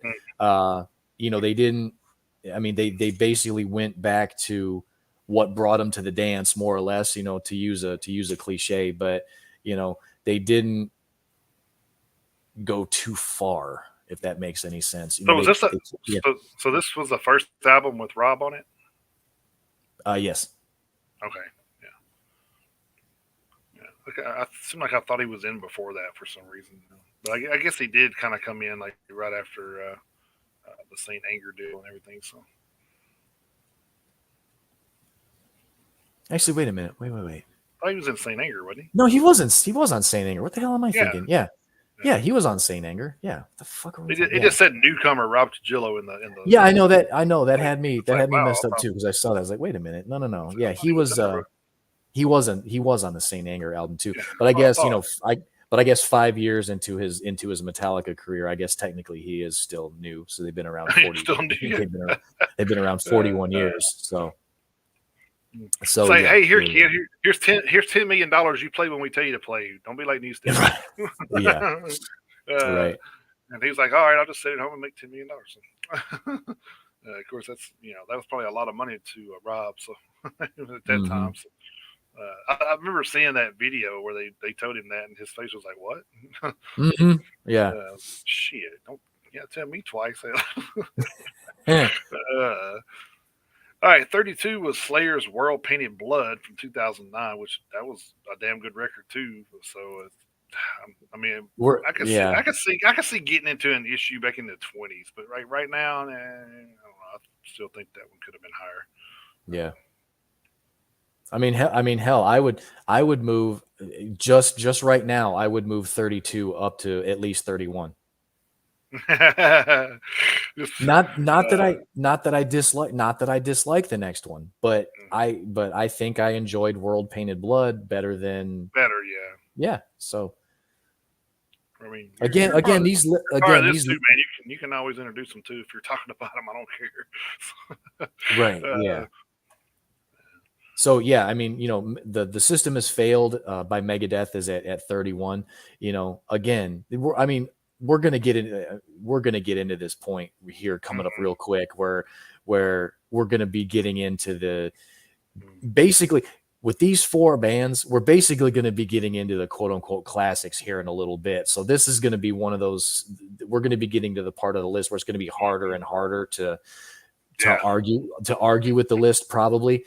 But personally, I would definitely at minimum move World Painted Blood up to 31 at minimum. Yeah, we're gonna be Randy Jackson in this shit in a minute. Going, I don't know, dog. Yeah, I know. Yeah, probably. 30 was Megadeth So Far So Good So What from 1988. Man, I don't know. It's like that's just one of those where you're like, yeah, man, you could put it ahead, but yeah, man, but then you think of what else is coming up. You're like, yeah, maybe not. I know. Yeah. So the 29 we had Slayer Divine Intervention from 1994. They said it was AKA Dave Lombardo's "I Told You So" album. Mm-hmm. Yeah, I know. Wow. Let's see. Then 28 we had Megadeth United Abominations from 2007. I didn't really get into this album as much as I probably should have. Actually, when I see it a lot of times, I'm like, man, I don't really know a lot about this album. I need to go back and listen to it. I have heard it a couple times, but I just don't. As far as memorizing, I haven't memorized a lot of it. So I think the funny thing is, I think I actually like The System Has Failed better than United Abominations, personally. Yeah, really. Yeah, I think, for me. Like I said, I can't say because I can't really place a lot of those songs. So. Yeah. What did it say? It said it was it was Megadeth's move to Roadrunner Records. Oh, okay. So they actually changed record labels for that one. Okay. Yeah. All right, then we had 27 was Anthrax's Fistful of Metal from 1984, which I kind of remember this album, but it was, at that time, it was more of I'm the man, and that Anthrax stuff kind of overshadowed this album, I believe, because even after it came out, you were still hearing the older Anthrax stuff. So. Yeah, especially like this is still MTV era, so you gotta think you see videos and then you'd see like a debut video or something like say Death Rider or something, and then you'd probably see it for a couple of weeks and then you wouldn't see it again. They'd come back out with Anthrax's stuff with Public Enemy or something. So, right? Yeah. So it's just like it kind of I think that's kind of like what we probably didn't realize it as much then as we do now, but media's controlled a lot of this for a long time. This isn't, people aren't really, or people are changing the channel on this one, so we're going to put this back out there. Right. Whatever the case may be. But this one I do have a problem with. 26 was Metallica's Hardwired to Self-Destruct in 2016, which I thought was fucking Welcome Back Metallica to me. So I thought so too. So definitely would have to argue with that one. Then again, we're getting into the 20s, so yeah, that's true. So, 25 was Slayer God Hates Us All from 2001. We'll have to admit I'm not real familiar with this album either. Yeah, I'll be honest. This is one of the ones I don't really know too well either. So that's our homework. We're going to have to check this one out. Right, yeah. Then we had 24's Megadeth's Endgame from 2009, which, like I said, Endgame was a great album. So Endgame was a good one. Yeah, so like I said, we're getting to where we're getting to where we could probably move some stuff around, but it's not probably not going to be a lot. I would imagine. Mm-hmm. We'll see. 23's Slayer's Christ Illusion from 2006. I also have to admit I'm not familiar with that one either. Actually, uh, the 2000s, like the early 2000s to 2010 stuff, I didn't really remember from Slayer. So, Yeah, same. I was all Seasons of the Abyss, South of Heaven, and then next thing I know, I'm listening to like some of the newer stuff. So Yeah, there was a little there was a period of time too where I kind of and I I think had gotten away from Slayer too a little bit, but I think it's like I said, I think it's more media, push. It's like if you weren't in the right spot or location, you didn't know about it. So, yeah, which unfortunately we were in a spot where if you weren't Metallica or Megadeth, you didn't hear about it. So, yep. But yeah, there's a couple. There's God Hates Us All and Christ Illusion. That's a couple that I do need to refresh for sure. 22 was Megadeth's "Killing Is My Business and Business Is Good" from 1985. After getting fired from Metallica, all I remember is that I wanted blood. Theirs. I wanted to be faster and heavier than them. Damn. Yeah. There was I mean, say what you want, man. I mean, whether or not you think Dave got a raw deal from Metallica, which he may have. The music that his firing ended up giving us. I mean, we benefited from Dave getting fired from Metallica big time. So yeah, most definitely. Credit to. I mean, it tells you how good Dave is, though, because you get kicked out of a band that winds up being, and both bands wind up being part of the Big Four. So, yeah, that's saying a lot right there. So, yeah. And Kirk Hammett's no Johnny come lately on guitar. So, No, but he's no Dave Mustaine either. So, just yeah. saying. I just think Dave's riffs are a lot more crunchy and stuff than Metallica's. So I would agree with that. I would have to say if you put all four of these bands together and be like, hey, what are some of the most memorable riffs you can remember from all four of these bands? Well, I can name two of Megadeth off the top of my head. Not even thinking. Yep. And of course, next would probably be "Rain in Blood" by Slayer. Yeah. Then of course you got Master of Puppets, and stuff like that. Oh yeah. But I'm just saying, you don't you remember a lot more of Megadeth's riffs than you do some of the other bands. I think I do anyway. So yeah, the case could definitely be made. Well, yeah. All right, 21 was one of my favorite Anthrax albums, "Silent White Noise" from 1993. I thought that Joey Belladonna out and John Bush in was a good move at the time. Like I said, Joey's like come back strong, now, but I think at the time, yeah, he was in a different place than the band was. So, but yeah, Sound of White Noise was a very good album. Number 20, Worship Music. I'm glad this one's up there because how you and I were talking. That's the other one I was thinking about. Yeah. Yeah, like how you and I were talking earlier in this list about how a lot of Anthrax's newer stuff is just as high quality. This is even though this album is number 20 on this list, I still think this is an underrated Anthrax album. Even though they have it rated this high on this list, I think outside of the context of this list, this Anthrax album is super duper underrated. Yeah. Definitely a great album. I've got this on hard copy as well as For All Kings too. So And I think which is the next one. So yeah, I was just about to say that, and I actually like worship music better. do you really? Yeah, I do. Don't get me wrong. I like For All Kings. I like both albums, but you give me the choice between the two, I'm taking worship music. Yeah, and they said it was the first from the Anthrax to feature the guitarist John Dene from Shadows Fall. So so And you could do a lot worse than plucking a guitarist away from Shadows Fall. no shit. Yeah, that's a can't definitely go wrong there. So No. 18 was Megadeth's Dystopia from 2016, which I don't know if I would have. I mean, Dystopia was a great album, but to put it ahead of some of those other ones, I don't know. Yeah.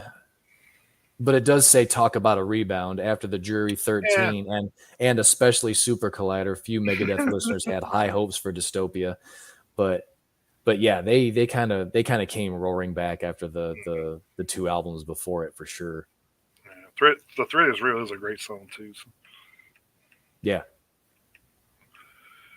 All right, and of course we had number 17, Megadeth's Euthanasia from '94. A great album. Yeah, I could probably see that being, in that area. I think so. We have 16, Slayer, Show No Mercy from 1983. I don't know if I remember much from that either. I have to actually listen to the album again to see if I remember any of that stuff. Wow. I couldn't tell. I honestly couldn't tell you the last time I listened to Show No Mercy in its entirety, to be completely honest with you. Wow, they have the Black Album or Metallica at 15 from 1991, that's pretty wild. Of course, of course they have this one at 15, which means they have Metallica's first 4 albums ranked higher than this one. Yeah, which I mean, see, I guess, because we're talking about thrash, and this one wasn't as thrashy as the other ones. But that's true. Yep, that's true. And I mean, I have said before that the Black Album is my favorite Metallica album, but at the same time, I also don't think that the Black Album is their best album. Right. Well, I think this was the album that pushed them into mainstream. I mean, it's like if this album was thrash just like the other 4, we wouldn't be talking about it as much today. I don't think so. Probably not, because it'd just be another Metallica album. It wasn't nothing. Nothing that stood out and different. But yeah, it definitely. And I probably want to say, like, I kind of seen this kind of coming from the theatrical stuff from Injustice for All, like the videos and stuff from like One and stuff like that. You could kind of tell they were, already trying to shift into a different sound a little. But I mean, I don't think we expected it to be like that though. But right. Still, you can't argue with the success of it. So no, you can't, because it says here that it's got 5 platinum or gold certified singles. That's the most on any Metallica album before or since. Let's see. So you got the Enter Sandman, The Unforgiven, Nothing Else Matters, Wherever I May Roam, and Sad But True are all either platinum or gold. And then we joke, but I mean, I've said it on this show I don't know how many times, it is still the highest selling album in the Nielsen SoundScan era across every genre of music. And pick a genre of music, this album has outsold it. Yep. Every single genre. All right, so we've cracked the top 15. So we have. It's got to get better from here, right? So number 14 was Slayer, Hell Awaits from 1985. I like the little the very first sentence. I know. This is where Slayer went from Slayer to fucking Slayer. Yeah. Then a couple of more A's and R's would get added to the Primal Roar a couple of years later with Rain and Blood. Yep. Says, but we're getting ahead of ourselves. Yeah, a little bit, but yeah, still hilarious. Yep, I can see it. Then we had 13 Anthrax's Persistence of Time from 1990. I have to be perfectly honest, I'm not real familiar with Persistence of Time. I think I kind of, I don't know, I think after maybe, man, I don't remember where I kind of lost out on Anthrax. It was kind of, I guess, kind of when they trying to like been rappy instead of more rock, kind of lost me Mm-hmm. there for a little bit. So, Yeah. uh, so I think that's kind of where I kind of like bailed out for a little while. So, Yeah. uh, Well, I mean, I will confess that of the four bands in the big four, I've always kind of been more of a, as far as Anthrax goes, I've always been kind of more just following the hits, basically. right. Um, I I don't like that I've done that. So I kind of probably should take some time to go back and listen to some more of Anthrax's albums in their entirety, because I'm sure there's plenty of good songs that I've missed. Um, so I mean, and I don't even really have a good reason as to why, because I like Anthrax, but Hmm. um, maybe it's just because of when they were in their heyday. You're talking this out, especially Persistence of Time in 1990. I was only 12. That's not really an excuse, but when I was 12 years old, Hmm. back in 1990, we didn't have phones, internet, all this other shit. So 12 years old, I wasn't working and making my own money yet. So obviously, I Right. wasn't buying my own music. So you know, I guess those are kind of contributing factors. And then I guess as I got older, I knew of Anthrax obviously, and knew of the songs that, like I say, the hits that made them famous. But for whatever reason, I guess I never really went out and just dedicated the time to get to know them inside and out like I have the other three bands. Hmm. So that's kind of a musical confession I guess I could make as far as the big four is concerned. So Well, I guess I do have a little bit of backtracking to do as far as Anthrax goes. in 1990, I was 15 and probably doing a bunch of shit that I didn't have no business doing. So, music, music probably was not involved in too much at that point. So, I number will. 12. Go ahead. I not to jump ahead of you there because you were just about to talk about it. I probably take a little bit of umbrage with this next one being where it is. Go ahead. I mean, not in the top 10. Yeah. Come on, man. I mean, I don't know what 1 through 11 is going to be on this list yet, but Yeah. Number I'm probably going to argue that this one should be in Yeah, the number top 10 at number least. 12 is Megadeth's Countdown to Extinction from '92, which is probably Megadeth's best album. But to to me anyway, For personally. yeah, for my money, yeah. Which I know, let's see, without looking, I know Tornado of Souls is going to be higher, Hmm. which is fine that it's higher. Peace Sales is still on here, so Peace Cells is still on here, which is fine. Again, these lists are subjective, but yeah, they are. And I mean, that's kind of like why we discuss them, is because sure, yeah, we, absolutely. we try to put a different spin on what they think. Hmm. So Yeah, then 11 they had Metallica and Justice for All from 1988, which maybe I can see that maybe. yeah. I don't have too much of an issue with that. Yeah. Then 10 I was I do, I Metallica's do Kill 'Em All from '83. Yeah, I do still wish, even after all these years, just backtracking for a second, I do Yeah, kind of wish after all these years they would have done something to allow Jason's bass tracks to be heard a little better. But yeah, that's neither here nor there. I don't think that's ever going to happen. But yeah, which is bullshit. It should. yeah, yeah, Well, but yeah, maybe with the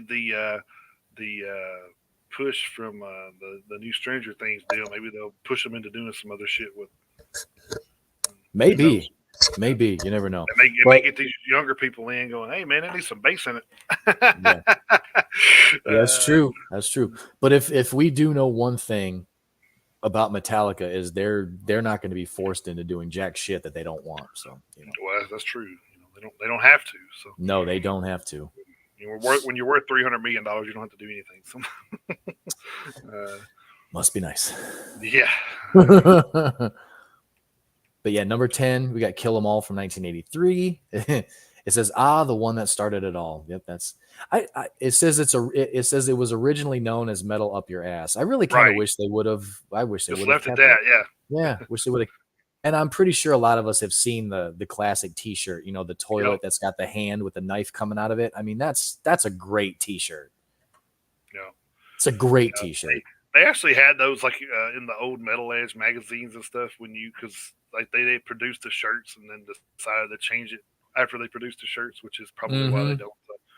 Which is why if we haven't learned by now, it's a bad idea to go into the Super Bowl and just go ahead and print your Super Bowl champion shirts, even though you don't know who's going to win. So right.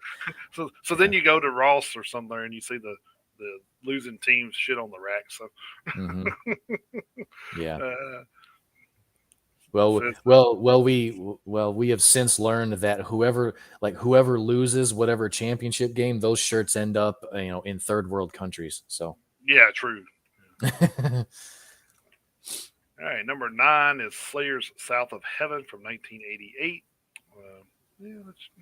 Maybe I don't know. And then 8 is Anthrax's "Spreading the Disease" from 1985, which is a great album too. Yeah. Like I said, we're getting into all great albums now. Yeah, we really are. Yeah. Number 7's Megadeth "Peace Sells with Who's Buying" from '86. Okay. Which is a badass record. Yep.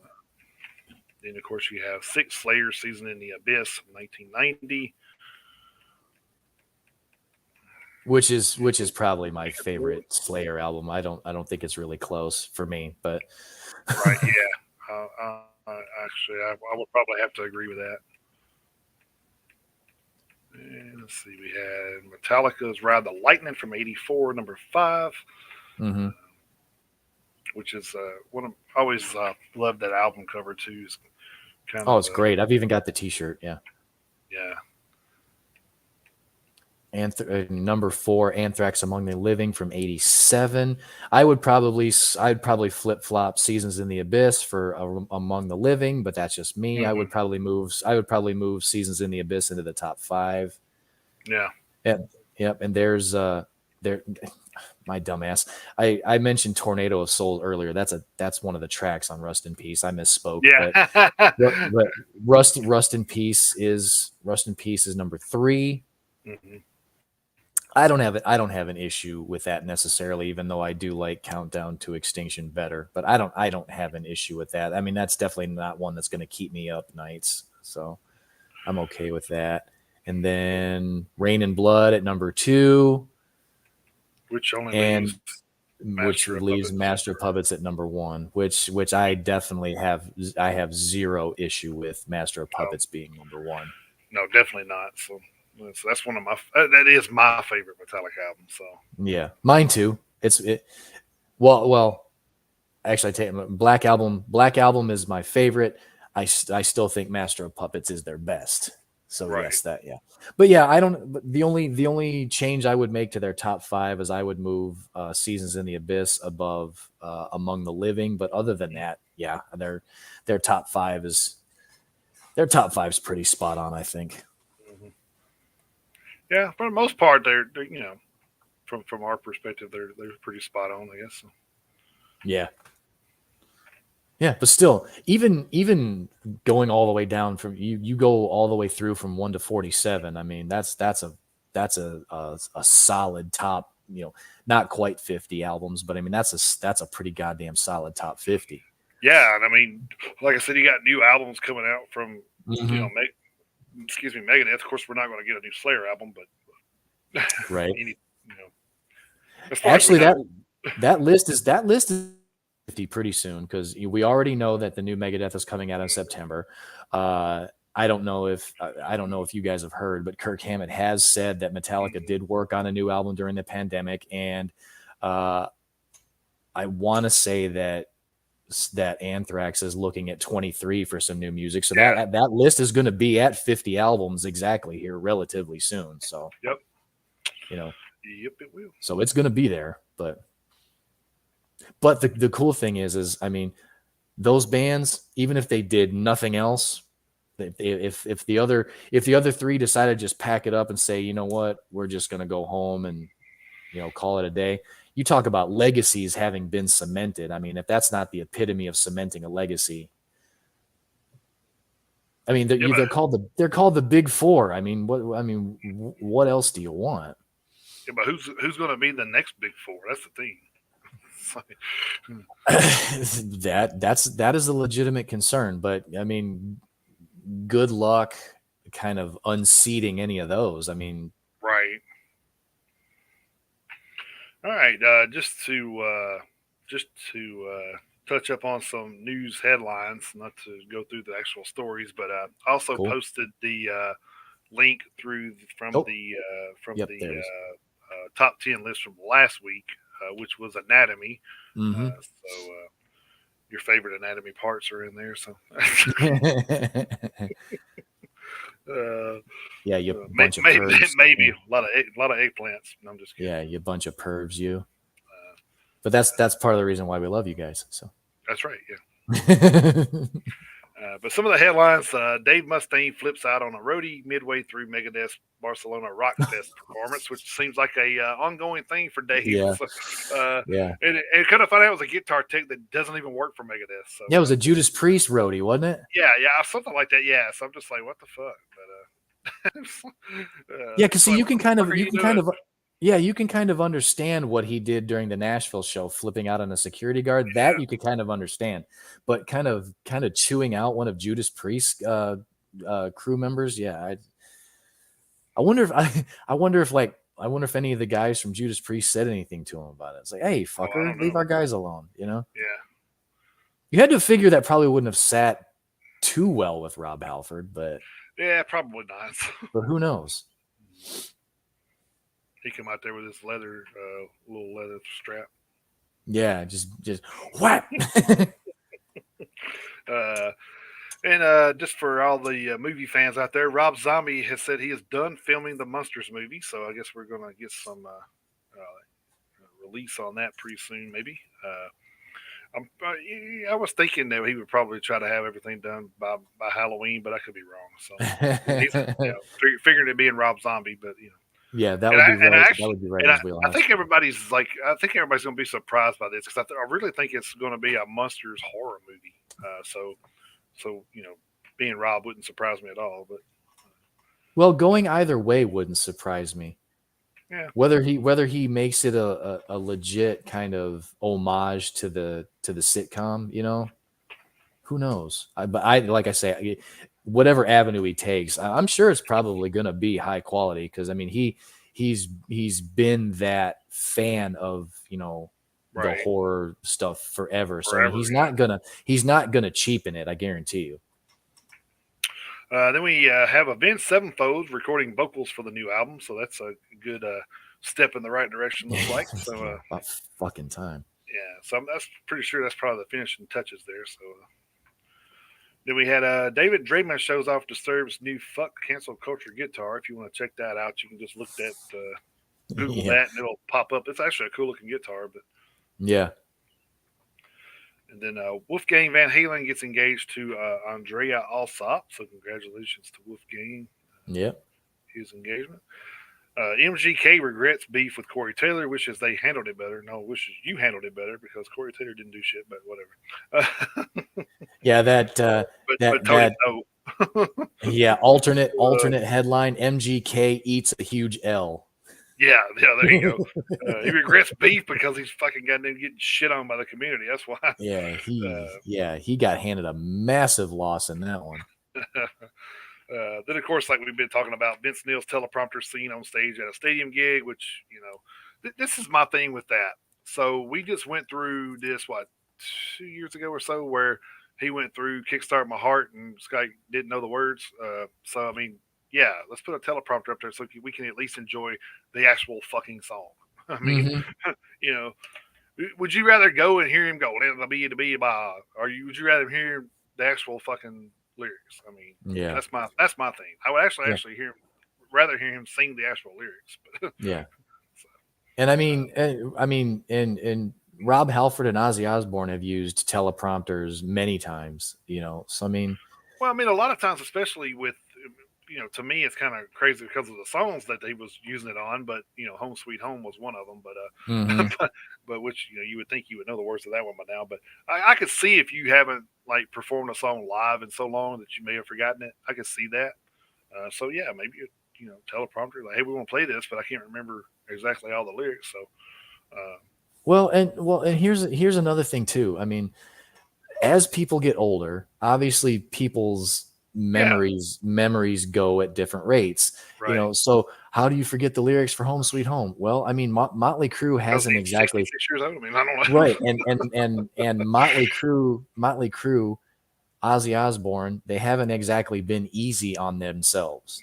No doubt. So as popular as the songs in question are, and as many times as the songs in question have been sung, who knows what their memories are like, so I mean, so to kind of echo what you said, Jason, to have a backup like that, just in case. I mean, you know what, if it makes the show go off without a hitch, or it's a fail safe in case something like that happens, you know what, the hell with it, it doesn't hurt anything, so.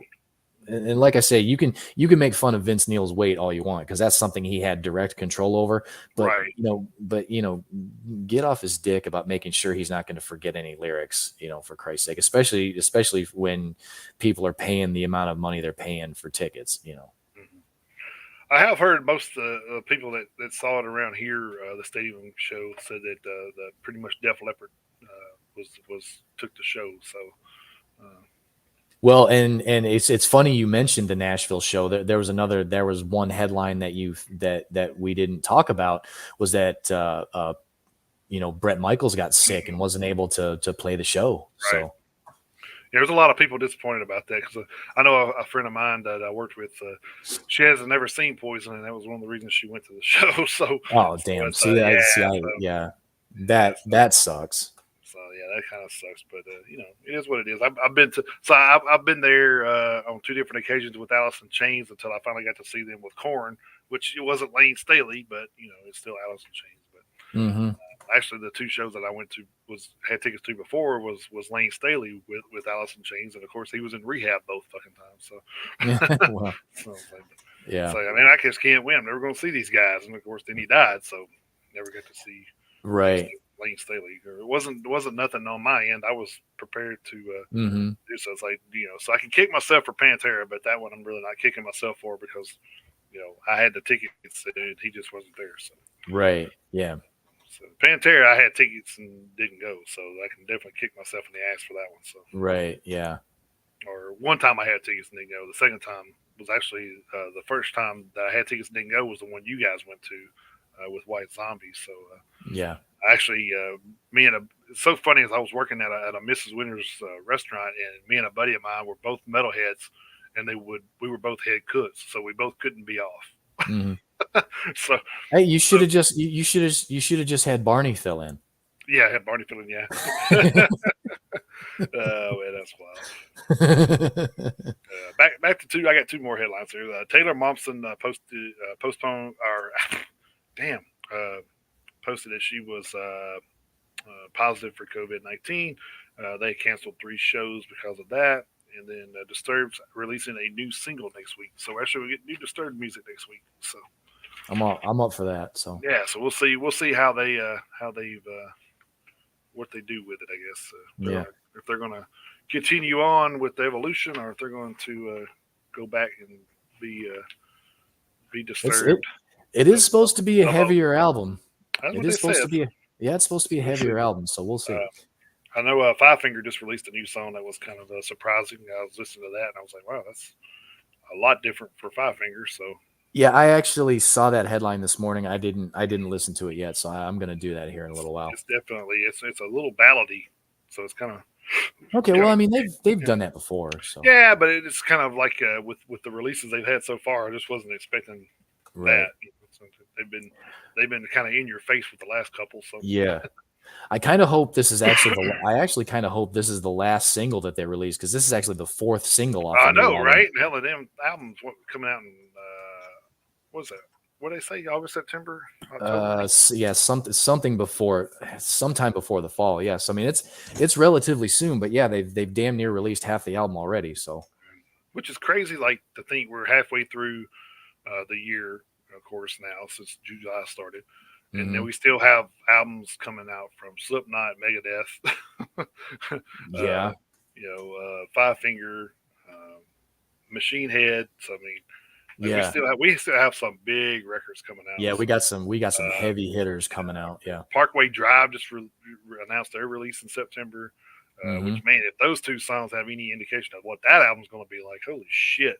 Uh, I mean, I don't know what we're going to do. Like, I thought I had this figured out, man, going into this. Like, oh man, it's going to be easy top 10 this year. No, Nuh-uh. probably not going to be. No, sir. All right, so I guess we can go into our hitting the road segment now. I only have a few here, so okay. I've got 6 pages. Oh my god! So we're gonna be here in a minute. Yeah, I'll try to read fast. Seven Dust has announced a new leg of their 21st now, thanks to COVID, anniversary tour for their 2001 album Animosity. The tour will kick off September 9th and feature openers Nonpoint, Bastardine, and Burden of the Sky.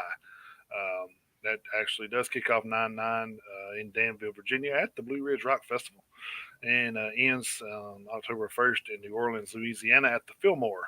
So a little month-long tour there. So one that you'll get to see. Yeah, and like really, I'm kind of like on the fence about this because I've actually wanted to see Seven Dust and Nonpoint together, but being at the festival, I'm not going to get to see them like that in that perspective. But they will be, the same day. But that's beside the point. I actually wanted to see them in a venue, right? Kind of where you have a chance to where you may have a chance to get a little bit closer. Yeah, that, and I kind of wanted to see a LeJohn and Elias a duet there. So yeah. That would be pretty fucking awesome. That would actually. Then tour dates for Not Loose. They announced the North American dates with Dying Fetus, Terra, and Omerta. So with Dying Fetus, Terra, and Omerta, that kicks off on September 7th in Montreal, Quebec at La Olympia. Then ends on September 21st in Huntington, West Virginia at the Loud.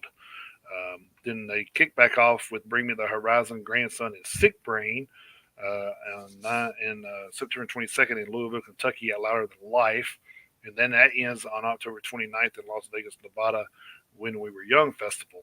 They will be in Nashville, the Municipal Auditorium, on September 28th with that tour. So, not that I would probably go to it just because of the openers, but if it was with Dying Fetus, Terror, and Murder, maybe. But then then we got Psychroptic and Fallujah announced a co-headlining tour with Interloper and Cognitive. That kicks off on September 11th at West Hollywood, California at Whiskey A Go Go, and ends on October 15th at Santa Ana, California at the Stages. And that is all that I had. So, like I said, you are welcome to take it away. Yeah. Well, the funny thing was you and I had talked about just doing the last 2 weeks, and I was like, okay, that's cool, we can do that. But the funny thing was I still had my list from the day of the live show, so I'm just going to add on to that. And then I started just backtracking, and I was just like, oh my god, the amount of tour fucking announcements I missed. I just kept typing and typing. I was like, when is this going to end? And then I ended up with 6 pages. Like, holy shit. Okay.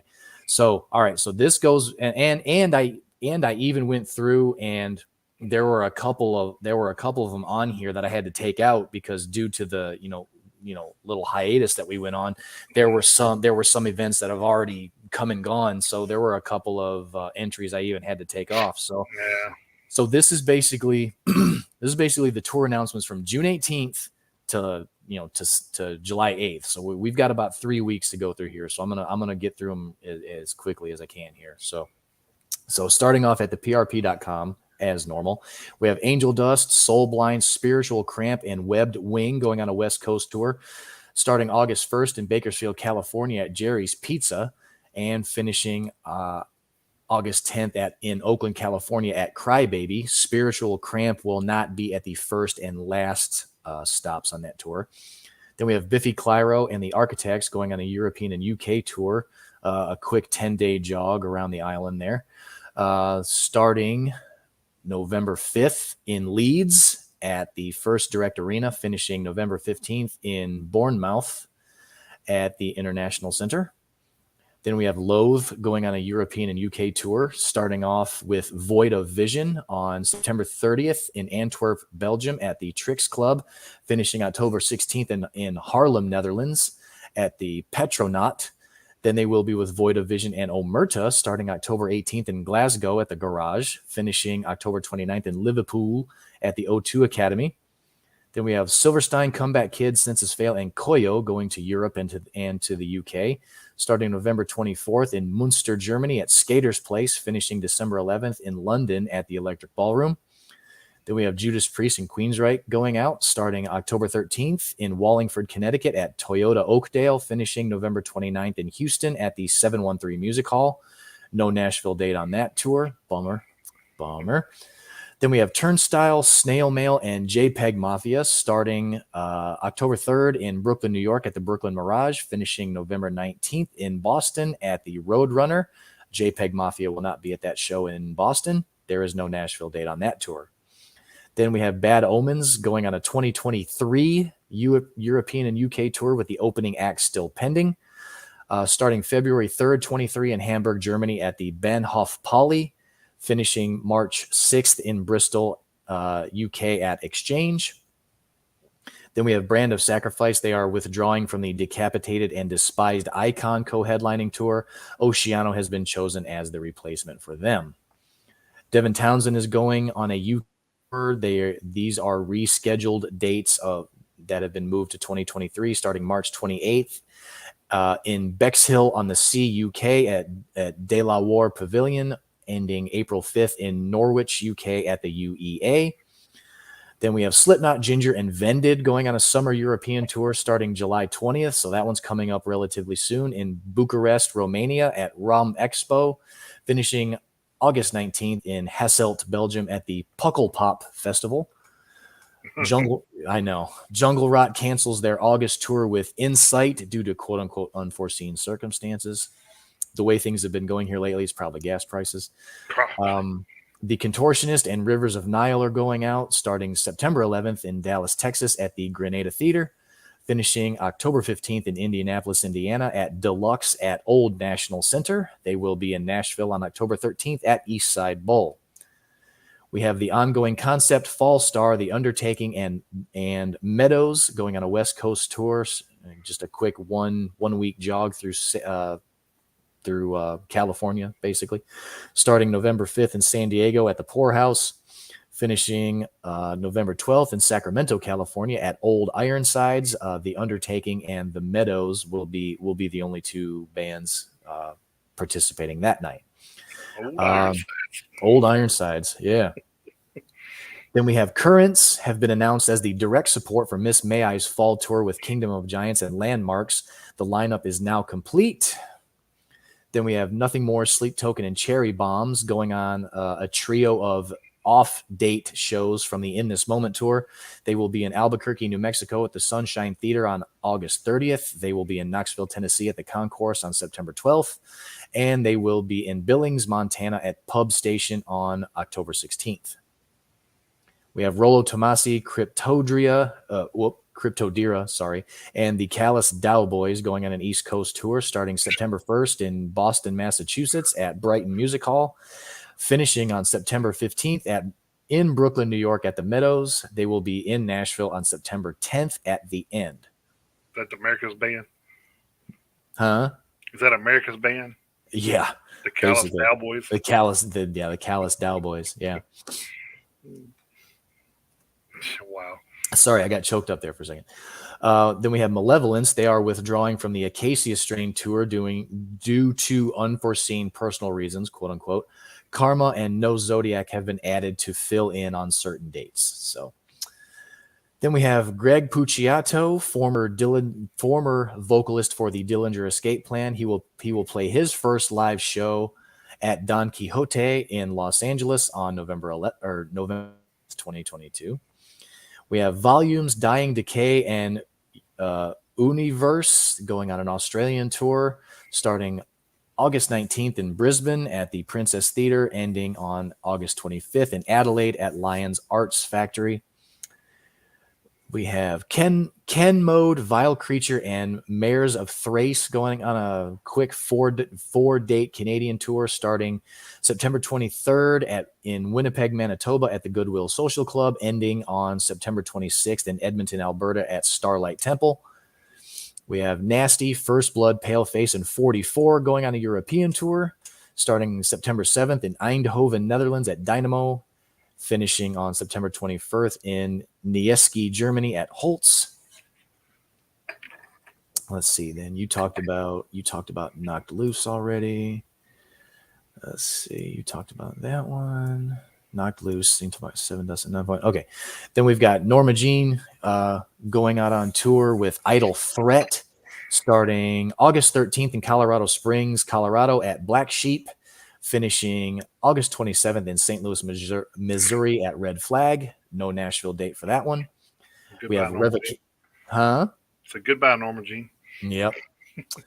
Then we have Revocation, Christian, Alluvial, and Inoculation going out on tour starting September 9th in Toronto at Lee's Place, ending October 16th in Pittsburgh, Pennsylvania at the Enclave. No Nashville date for that tour. Then we have Stray from the Path, Guilt Trip in the Vatican going to Europe and to the UK starting October 11th in Hanover, Germany at Musik Zentrum, finishing October 22nd in London at The Dome. Then we have Clown Core going on a US and 2023 European tour starting February 17th, 2023 in Los Angeles at Lodge Room, and finishing March 3rd in Amsterdam, Netherlands at Bimhouse. We have Great American Ghost. They are replacing Gravemind on Polaris's fall European tour. Fit for an Autopsy with Orbit Culture appearing at select dates. That tour is starting September 11th in Albany, New York at the New York Empire Underground, finishing October 17th.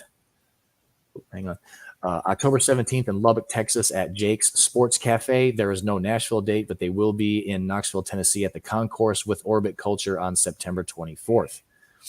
Sumac is going on a European tour with Pharaoh, Overlord, Patrick, Shiroshi, and Death Heaven, taking turns appearing at select dates, starting October 1st in Stockholm, Sweden at Gloomy Days Fest, and finishing October 13th in Porto, Portugal at Amplifest.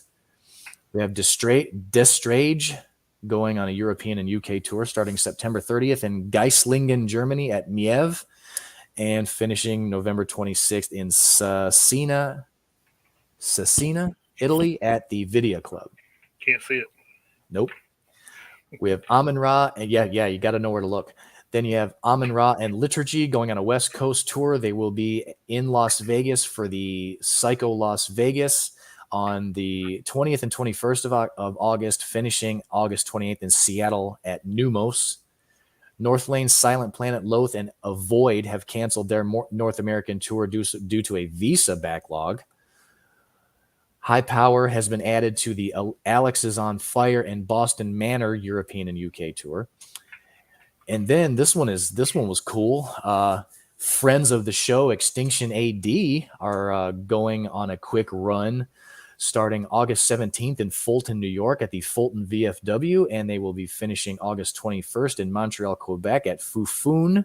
I think that's how you say that. It's French. You'll have to forgive me.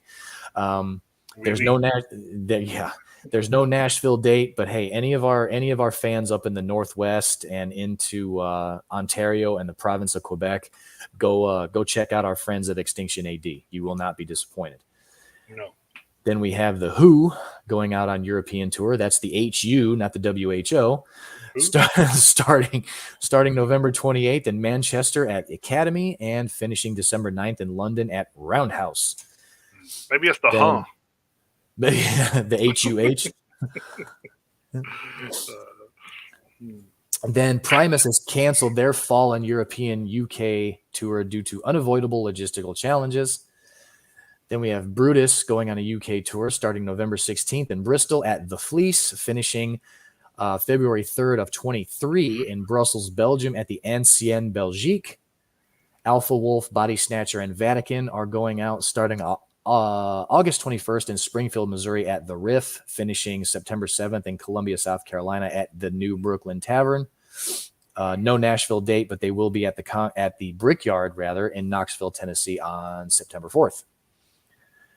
The Zenith Passage replaces the last 10 Seconds of Life on the Shadow of Intent, Aversion, Crown, and Angel Maker European and UK tour due to significant lineup changes within the last 10 Seconds of Life. Then we have Zeal and Ardor, Sylvain, and Imperial Triumphant going out starting September 11th in Brooklyn, New York at Warsaw, finishing October 10th in Sacramento, California at the Aftershock Festival. That's going to be Zeal and Ardor only. No Nashville date on that tour. We have the Convalescence going out starting August 12th in Indianapolis, Indiana at the Emerson Theater, finishing August 28th in Louisville, Kentucky at the Kentucky Irate Festival. They will be in Nashville on August 18th at The End. Cattle Decapitation is going on a UK and Irish tour starting July 31st in Munich, Germany at Backstage featuring Blood Incantation, finishing on August 19th in London at the Boston Music Room. Then we have Volbeat and Skindred going on a European and UK tour. They will be starting with Bad Wolves on October 17th in Hamburg, Germany at the Barclays Arena, finishing December 9th in Arnhem, Netherlands at Geladome. Then they will be with Napalm Death starting December 12th in Dublin, Ireland at 3 Arena, finishing December 20th in London at the Wembley Arena. Are you from Ireland? Because my penis be Dublin. Then we have Dance Gavin Dance, Royal Coda, and Body Thief going out starting July 26th in West Hollywood, California at the Whiskey A Go-Go, finishing August 24th in San Francisco at the Fillmore. No Nashville date there.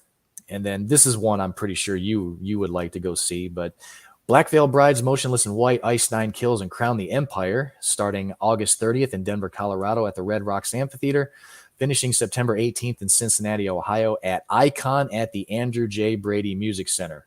Ugh, these stupid-ass long names. Luckily, those guys are going to be at Blue Ridge. So yeah. Unfortunately, like I say, no Nashville date on that tour. So those are the only tour dates I had.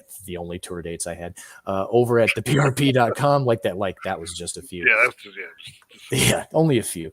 I do only have two other ones to announce over from blabbermouth.net. We have I Prevail, Pierce the Veil, and Fit for a King. Going out with yours truly as opener starting September 9th in Asbury Park, New Jersey at the Stone Pony Summer Stage, finishing October 9th in Chicago at the Byline Bank Aragon Ballroom.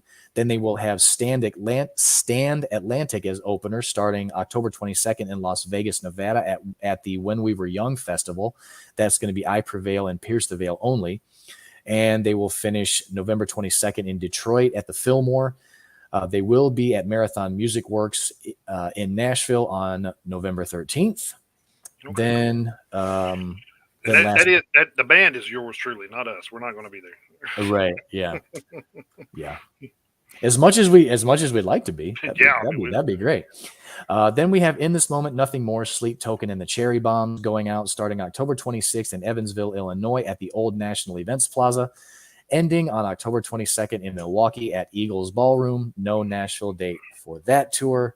So that is hitting the road from the 18th through the 8th. You are all caught up. Oh, for now. For now. All right. So Jason, what's this third Spotify list that you just posted? So that was the weekly playlist for this week. Okay, there we go. All right, so we're up to date then. All right. Yeah, and just so you know, if you guys aren't listening to these playlists, do, because it has a lot of new music on there as well. Mm-hmm. So I have incorporated a lot of what we've been finding from Heavy Music HQ. I've been putting a lot great of website. Yeah, I've been putting a lot of the singles onto the playlist, so you guys are able to check out some new music and might discover a new band you like. So yep. I know I have. Same. I've already started following a couple of bands on social media because of that. So and we are reaching out to some of them too. So yeah, exactly. Yeah. So yeah. So hopefully we'll have more guests lined up here pretty soon. We we have about 4 or 5 hands in the basket right now. So Yeah, we hopefully do. they don't all come back with the same availability. So if that's the case, we may just have to do an all day show again. So We might. Yeah. you're 10 to 12, you're 1 to 2, or Mm-hmm. Yeah. We'll have an entire bill of interviews. yeah. We'll have an opener, direct support, and a headliner. Which I'm okay with. I mean, Yeah, I'd be fine with that. be a lot of research, but that's okay. That's fine too. All right, so I guess we can do our notable moments in metal history, so we don't forget this time. So I know I forgot 1 week. I was like, yeah, we did. Yeah. So I just went back 2 weeks from June 26th until today. So I did too. Yeah. So June 26th. Golly, what year was that? I didn't even put the year on here. Shame on me. Just a second. Let me see if I can pull that back up real quick. Come on.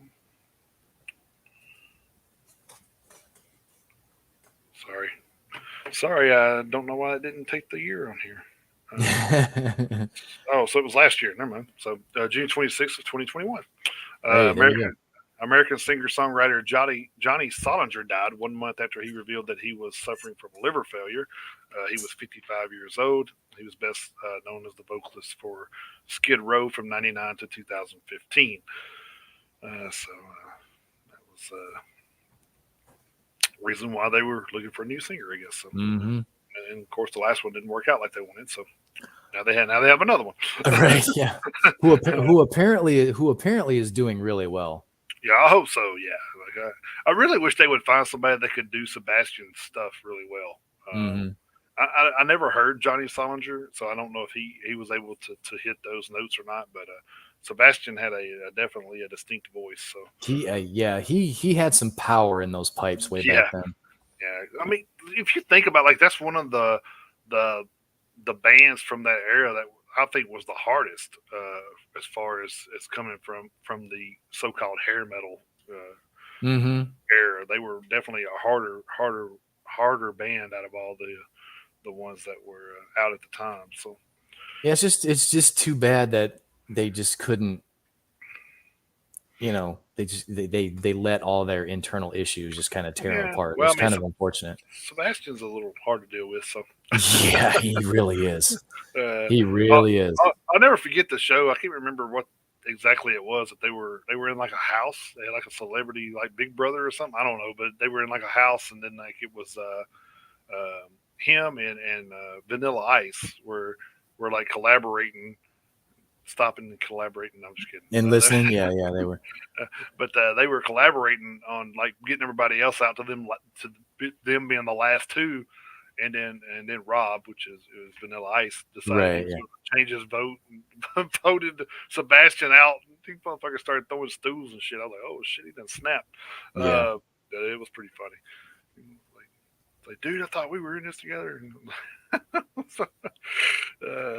It's Sebastian Bach fashion. So anyway, back to the moments in metal history. We were all over the place today, so you can tell we haven't been on here in like 2 weeks. We're just talking about all kind of shit. But hey, if anybody who's watched this show is surprised by the fact that we go like this, you obviously haven't been watching long enough. June 27th, 1981, Motorhead scored their only UK #1 album with No Sleep Till Hammersmith. The live album was recorded at Leeds and Newcastle shows during their short Sharp Pain in the Neck tour in 1981. The name of the tour was a reference to the injury sustained by Phil Taylor when he was dropped on his head during some after-show horseplay. Despite the title of the album, the London venue, the Hammersmith Odeon, was not played on the tour. Which is crazy. I think it's crazy that a live album was their only UK #1 album. That's kind of I know that's unreal to me. But that's the bigger surprise. June 28th, 2012, Lamb of God frontman Randy Blythe was arrested before the band's scheduled show at Prague's Hard Rock Cage and charged with manslaughter. The incident from which Blythe was charged reportedly took place in 2010 at the band's show at Club Abaton in Prague. According to police reports, the fan jumped on the stage where a tussle ensued in which the fan was injured, and then the fan later died reportedly as a result of those injuries, and which gave us a badass song called 512. Mm-hmm.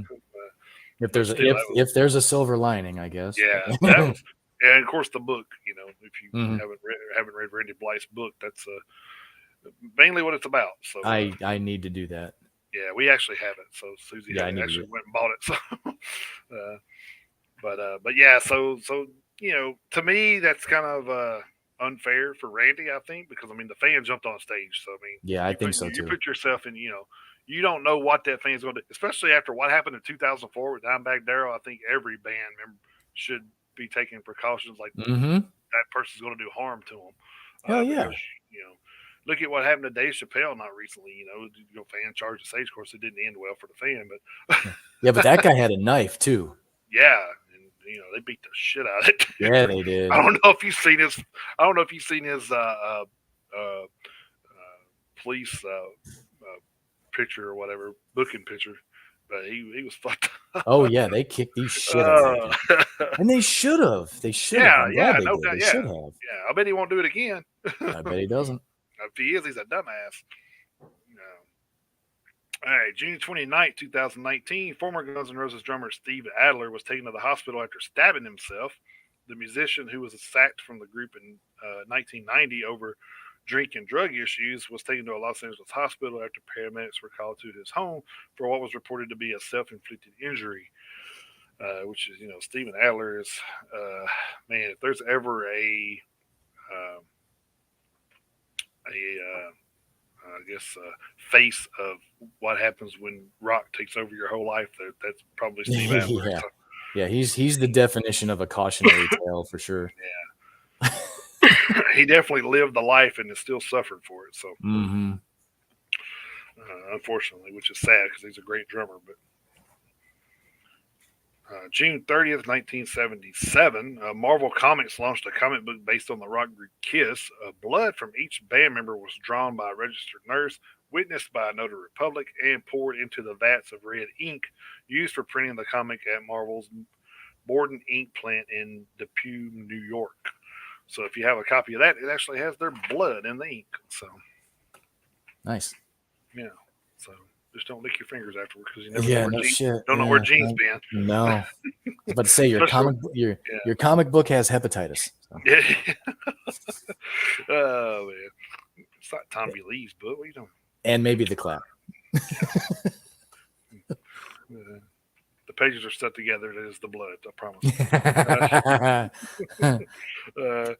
July 2nd, 1979, Sony introduced the Walkman, the first portable audio cassette player. Over the next 30 years, they sold over 385 million Walkmans in cassette, CD, mini disc, and digital file versions, and were the market leaders until the arrival of Apple's iPod and other digital devices, which I remember having a Walkman when I was younger. So, so yeah, kids, everything was not on a screen, and you could just click it and listen. Yeah. Which is crazy to think, but I have had the struggle was real for sure. yeah. You don't even remember having to carry like a big old like boom box on your shoulder and walking down the beach with it. And July 2nd, 1991, Axl Rose caused a riot to break out during a Guns N' Roses gig after leaping into the crowd to remove a camera from a fan at the River Point Amphitheater in Maryland Heights. Over 50 people were injured and 15 fans were arrested. Just because of a fucking camera. Get the hell out of here. That's what you have security for, Axel. I don't know if you know that or not, but it's like, can you go get that camera from that person? Yeah, right there. Stop the fucking show. I mean, God forbid someone take your picture, dude. I mean, Jesus Christ. Well, I mean, that's some Maynard James Keenan type of shit there, but yeah. Which is one of the reasons I don't like Tool, but yeah. Which I remember we grew up and there like on the ticket stub would say no cameras, lawn chairs, or stuff like that all the time. But yeah. But I mean, this is a new day and age, so I mean, everybody's gonna have a camera. Get over it, dude.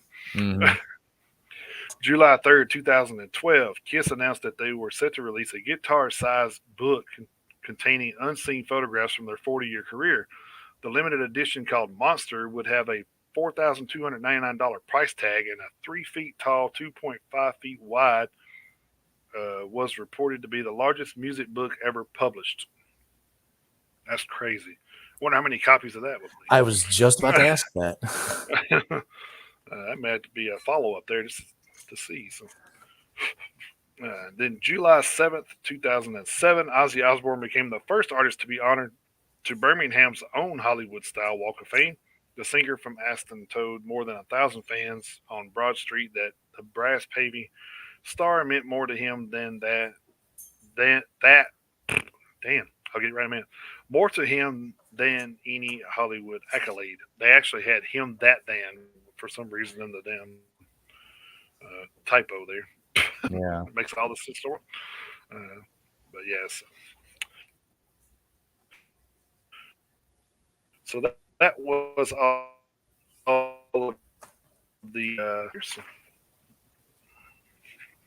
All right. Not too bad. Well, not too bad considering that was 2 weeks. Well, I mean, there was other stuff, but I mean, just Yeah. not worth. At this point, it's going to be going forward. Like next year, I'll probably just be doing stuff that's happened in 21 and 22. I won't be doing a lot Right. anything Yeah. older at this point because I think it's just repetitive. So. Right. Yeah. Same thing with the album releases. I mean, with the exception of this one, the lists have been getting a lot shorter, but I've got a good 3.5 pages this time because I am covering 2 weeks. So yeah, it's whittling itself down, so it's not too bad. But all right, so we're gonna go from the 26th through the 8th here. Starting off with June 26, 2015, Unleash the Archers releases their third studio album. Moving ahead to the 27th, June 27th, 1984, Samurai releases their debut album, Sacred Blade. June 27th, 1985, Restless releases We Rock the Nation, and Lee Aaron releases her third studio album, Call of the Wild. June 27th, 1988, Violence releases the album Eternal Nightmare. That's a band we need more music from, is Violence. Yes, I know their work. I know they had an EP come out and they're probably working on some more, but that's a band we need some more music from. June 27, 2005, Demons and Wizards released Touched by the Crimson King, which peaked at number 35 on the Billboard 200. June 27, 2006, Metal Church releases A Light in the Dark, and Warrant releases their seventh studio album, Born Again. June 27, 2014, Amberian Dawn releases their sixth studio album, Magic Forest. And June 27th, 1989, Danger Danger releases their self-titled debut studio album. Moving ahead to the 28th, June 28th, 2004, Steel Prophet releases Beware. June 28th, 2005, Hate Eternal releases I, Monarch. And Devil Driver releases their second studio album, The Fury of Our Maker's Hand, which is phenomenal if you haven't heard it.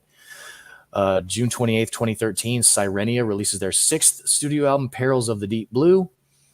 And June 28th, 1999, Dokken releases their seventh studio album, Erase the Slate. Moving ahead to the 29th, June 29th, 1986, Crowley releases their debut album, Whisper of the Evil.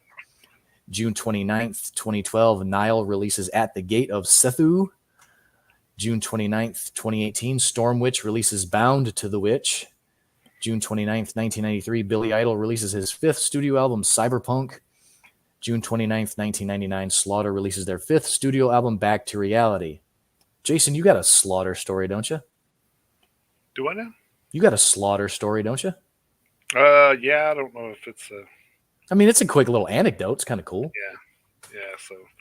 So I was working in retail.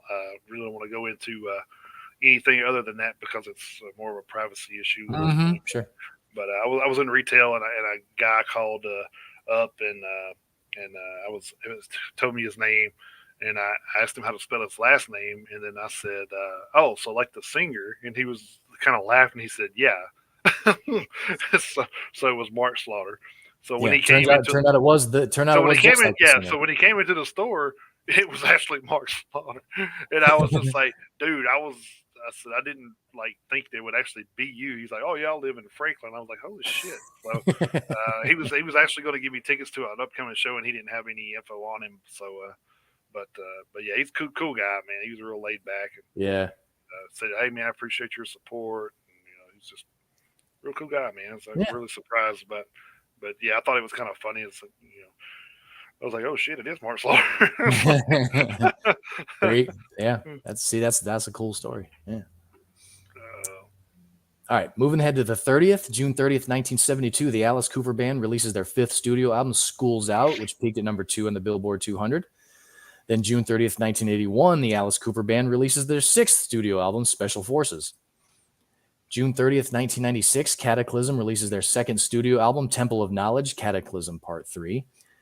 June 30th, 1992, Suicidal Tendencies releases their 6th studio album, The Art of Rebellion, which peaked at number 52 on the Billboard 200. And June 30th, 2017, Stone Sour releases their 6th studio album, Hydrograd, which debuted at number 8 on the Billboard 200.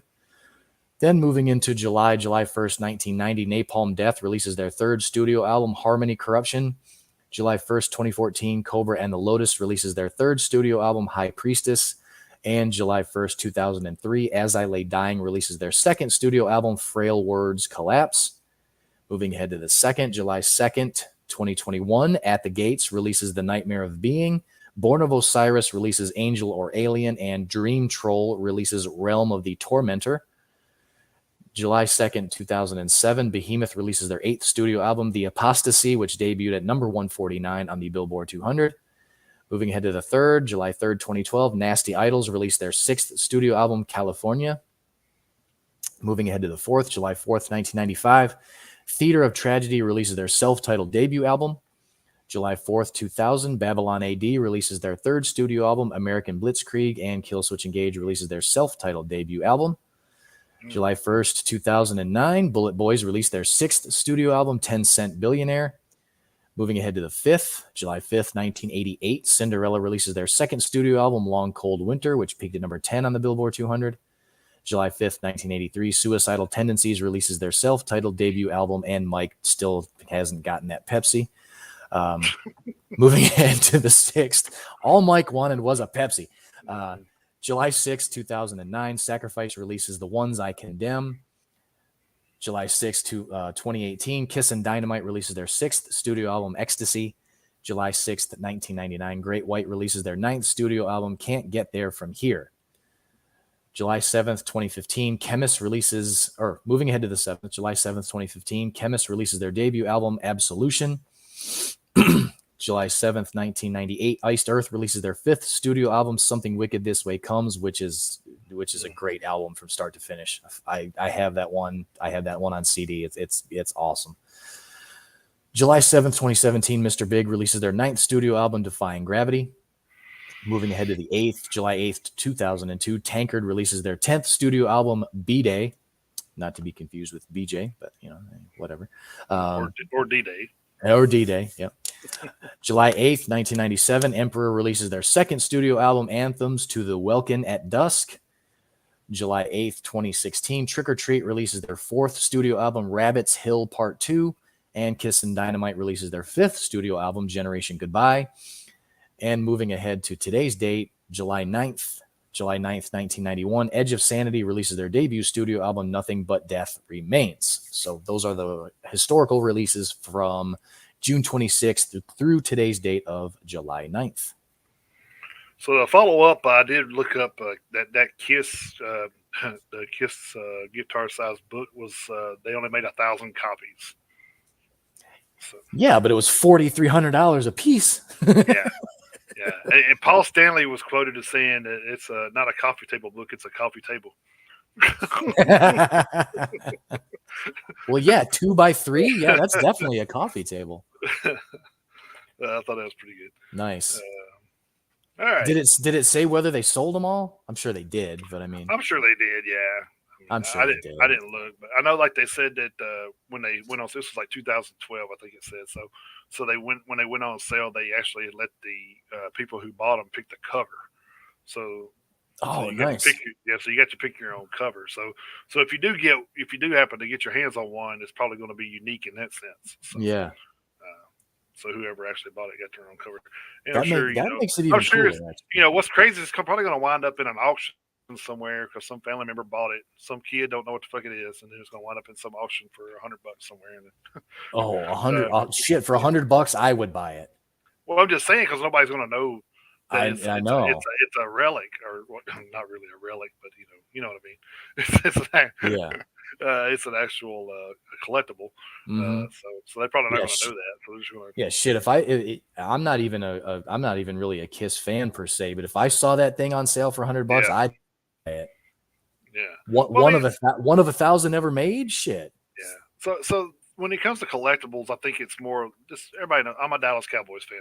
But if I Hmm. go out and I see like I've gotten action figures, I got a Steve Young starting lineup. I have a Dick Butkus starting lineup. I have like other starting lineup because they were big time players of their time. So I Hmm. mean, Yeah. if you're a football fan, you're gonna get just like if you're a hockey fan, you're going to get Right. Gretzky and all that because that's who they were. I mean, they were Right. great players. So, they may Yeah. have never played for your team, but, Hmm. you can't deny that they were great players. And, so Right. plus, Yeah. if the better they are, the more it's worth. So, Well, that's true too.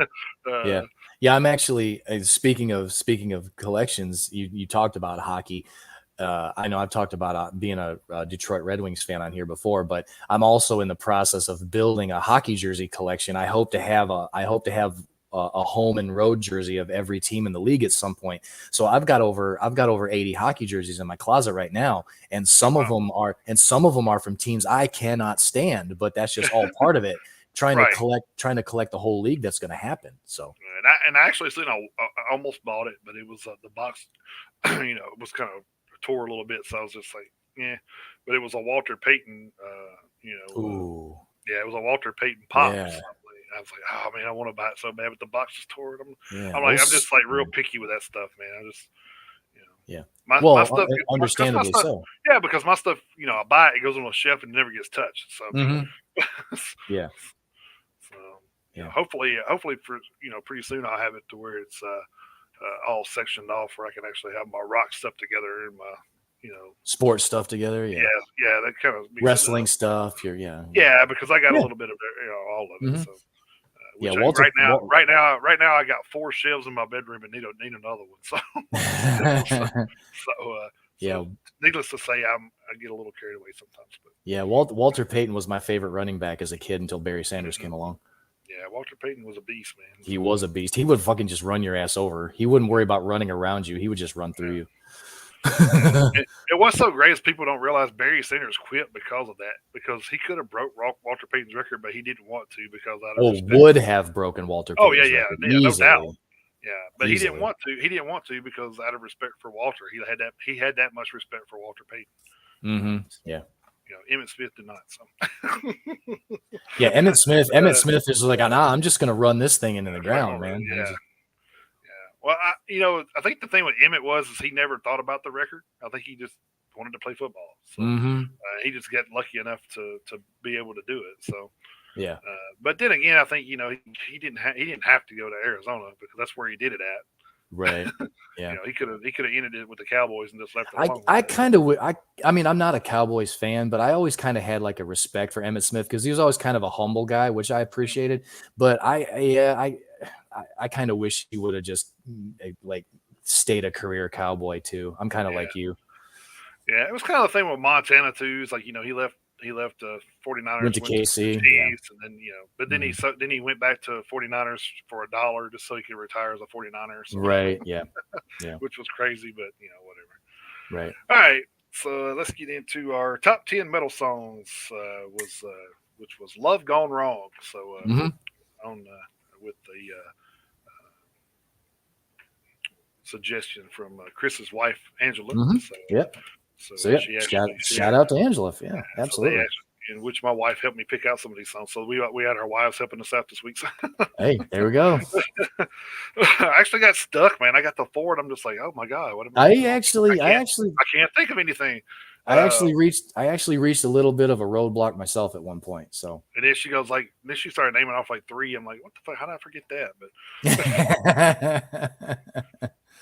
whatever. yep.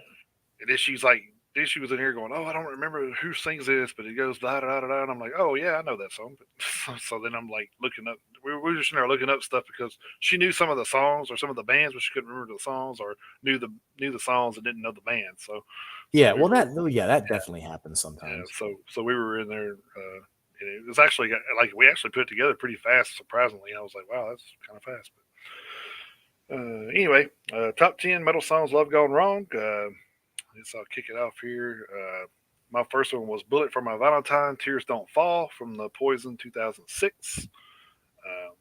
Then next one was Pantera, This Love from Vulgar Display of Power 1992. Next one was In This Moment Blood from the Blood 2012. Next one was Killswitch Engage My Curse As Daylight Dies 2006. And then this is where Susie kind of chipped in. So,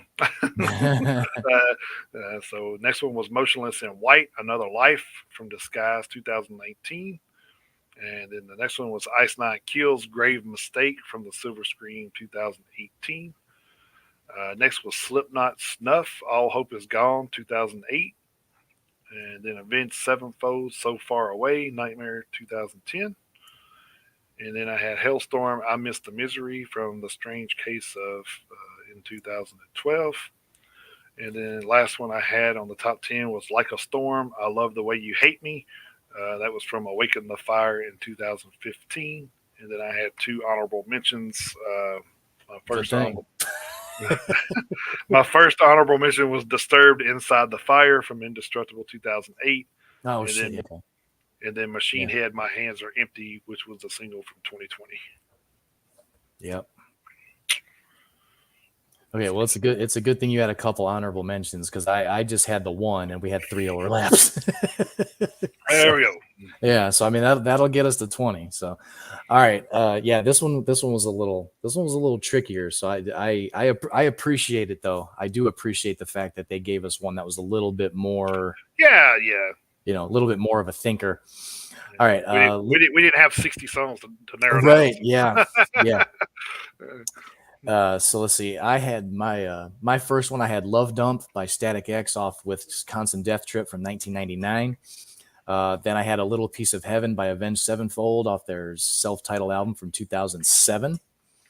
Then I had Snuff by Slipknot, Tears Don't Fall by Bullet for My Valentine, and This Love by Pantera. Then I had I Don't Believe in Love by Queensryche off of Operation Mindcrime from 1988. And then I had Everything About You by Ugly Kid Joe from America's Least Wanted from 1992. Had In My Darkest Hour by Megadeth from So Far, So Good, So What from 1988. Then I had The Bleeding from Five Finger Death Punch from The Way of the Fist 2007. And then I had Aesthetics of Hate from Machine Head off The Blackening in 2008. And then my honorable mention was All She Wrote from Firehouse. Cool. Yep. So we'll get that. I wish there was a way for us to find out if people are kind of seeing the playlist, but I still enjoy making them whether or not people are seeing them or listening. Yeah. So it's still fun. It's still fun to put them together, and hell, I know you and I listen to them, so hey, that's really that's really all that counts, I guess. But yeah, we'll get this playlist created. We'll get it collaborated. We'll get it posted to the Metalheads Unite Facebook page for you guys with a 24-hour link for anybody who wants to add songs to it. No one's taken us up on the offer yet, but hey, you know what? It's like I say, it's still fun to do. So. Well, at least we got email going now between it's usually between us and another band, but yeah. But hey, it's better than nothing because I mean we weren't it wasn't getting used at all for the first few months. And then so I thought about doing this too, going out and doing another year top 10 albums of the year from one of the past years. Oh yeah, that's a good idea. Trying to get us back into the swing because we're going to be approaching that probably pretty fast. So yeah, that's a good idea. So we haven't done one of those in a while. No, I was looking into a what if segment. I'm going to try to look into that too because we haven't done a what if segment in a while either. So yeah, you're right. So we're looking to trying to get a topic for that for a slow week in the news so we can talk about that, I guess. So yeah, yep, good idea. I think we've only done like one or two of the what if segments. I think we did 2 or 3. I think we did 2 or 3. I can't remember. Yeah. But those are fun too. Yeah. Yeah. All right. So album review time. There was plenty to choose from this week. So. Mm-hmm. No, it wasn't as big of a list as the weeks before, but Because Well, that's true, but still, I only printed out 2 pages this week, so yeah, that's true. that's still better than what Loudwire had, I'm sure. I was just about to say that. Yeah, still kick the shit out of what Loudwire had listed. Yeah. Yeah. Did you By see a what they had bunch. listed? No, I didn't. I've kind of Curious I, what they actually had. I've moved on. Yeah, I have too. I Yeah, I've don't even moved look on. at it anymore. I Just don't like either. I've moved on. I was actually looking to see if like heavy music actually had birthdays and stuff. So I could just kill all of it, but Oh shit, that's a good idea. but they didn't. So Oh well done. But, be nice if they did. So Yeah. Anyway, my album review this week was a band called Farewell to Fear. The album was called Polarity. I couldn't find a lot of info on this band, so I'm definitely going to have to reach out to these guys and see if we can get them on a show so we can actually find out about them, because I went through about 3-4 pages deep into the Google search there and couldn't find anything of where they're from, when they were formed. Crazy. Wow. Yeah, Okay. it's not even on their social media, so not sure who's controlling. Now see, that's always the weird thing. Yeah, because you would think they would have all the background there, but the same bio was just about on every website, and it was kind of I don't know, it was kind of generic, and I didn't really agree with the bio either. So they were kind of saying these guys were from the reaching back to the grunge area, which I don't really agree with. But whatever. But I don't know what they were listening to, but I mean, I guess maybe a song or two, maybe, but not in total. They weren't reaching. I don't think that far back. So nice. Anyway, current members are Mike Craig on vocals, Tommy Gibbons on guitar and vocals, Jimmy Adams on drums, Jeremy Sevens, on bass guitar, and Bill Staley on guitars and vocals. So this is the band's third full-length album. This album had 10 tracks, 35 minutes, 16 seconds, so not a horribly long listen. The vocals on here were very versatile and diverse. I think it was actually more so as where you get into those albums a lot of the times, and it has like a flow to it, and like not enough changes to where. I guess there's not enough changes there to where you can like say, oh, well, that's different, totally different than the song before. You know what I mean? Mm-hmm. So it's kind of like the same style vocals throughout. Man, this dude's got some pretty diverse range, I think. So they have an old school kind of sound too, which was some good guitar riffs, some nice little solos in there. So really reminded me of some old school, like Anthrax, maybe as far as that goes. Not as far as vocal wise, but musically, kind of reminded me of that a little bit. But depending on the song, actually would depend on what kind of influence you hear, which is what I thought was great, because I listen to the 10 tracks and you're thinking, oh well, that's that sounds like Alice in Chains, and then this one sounds kind of like Bullet from a Valentine, and this one sounds like something like they all sounded different, which was crazy. But I think that was kind of what made it enjoyable to listen to, is because it was so different from each track was so different from the other. And then there was a track on there which it was called "Played Again," which had me playing it again and again. So which was it's not just a clever name. Yeah, not just a clever name. Yeah, so it was very very well mixed, I think, too. So I think it was a very well mixed album. So I'm gonna go out and give it 4 horns. Definitely one you should go out and check out. So. And then that was, what is that one? That was Farewell to Fear. Farewell to Fear. Okay, yeah, that's right. All right, cool. And then I listened to an EP, Left to Suffer. It was called "And Dying Forever." Left to Suffer is a deathcore metalcore band formed in 2019 in Atlanta, Georgia. Their lineup currently are Taylor Barber on vocals, Peter Higgs on guitars, Jacob Gordon guitars, Christian Nowatsky on bass, and Levi Dunn on drums. So this band's hadn't been around too long, since 2019. So, but they have had 2 EPs and a full length album. So I mean, they stay busy. So, which is good, I guess. A Year of Suffering. I can imagine what that album came about from, since it was released in 2020. But uh, so, but that was their full length album that was released in 2020 was a Year of Suffering, which I have not heard that one yet. I did listen to the two EPs, but I haven't heard that one yet, so I'm going to check that one out. This EP has 6 songs, 21 minutes 3 seconds. I think the thing that I like about this band is I'm a metalcore guy anyway, but Hmm. you get some gutturals thrown in here too, which is really good. And you get the gutturals, the screams, and the cleans vocally, so you get a little good mix of everything. And then musically, it just kind of grabs you by the throat and don't let go, which is cool. Nice. It's nothing. I mean, like I said, there's nothing on here that says, "Hey, I'm going to slow this down for you." No, just, no. Hold your breath, motherfucker. We're drowning in this shit. So, Yeah. but everything meshed really well.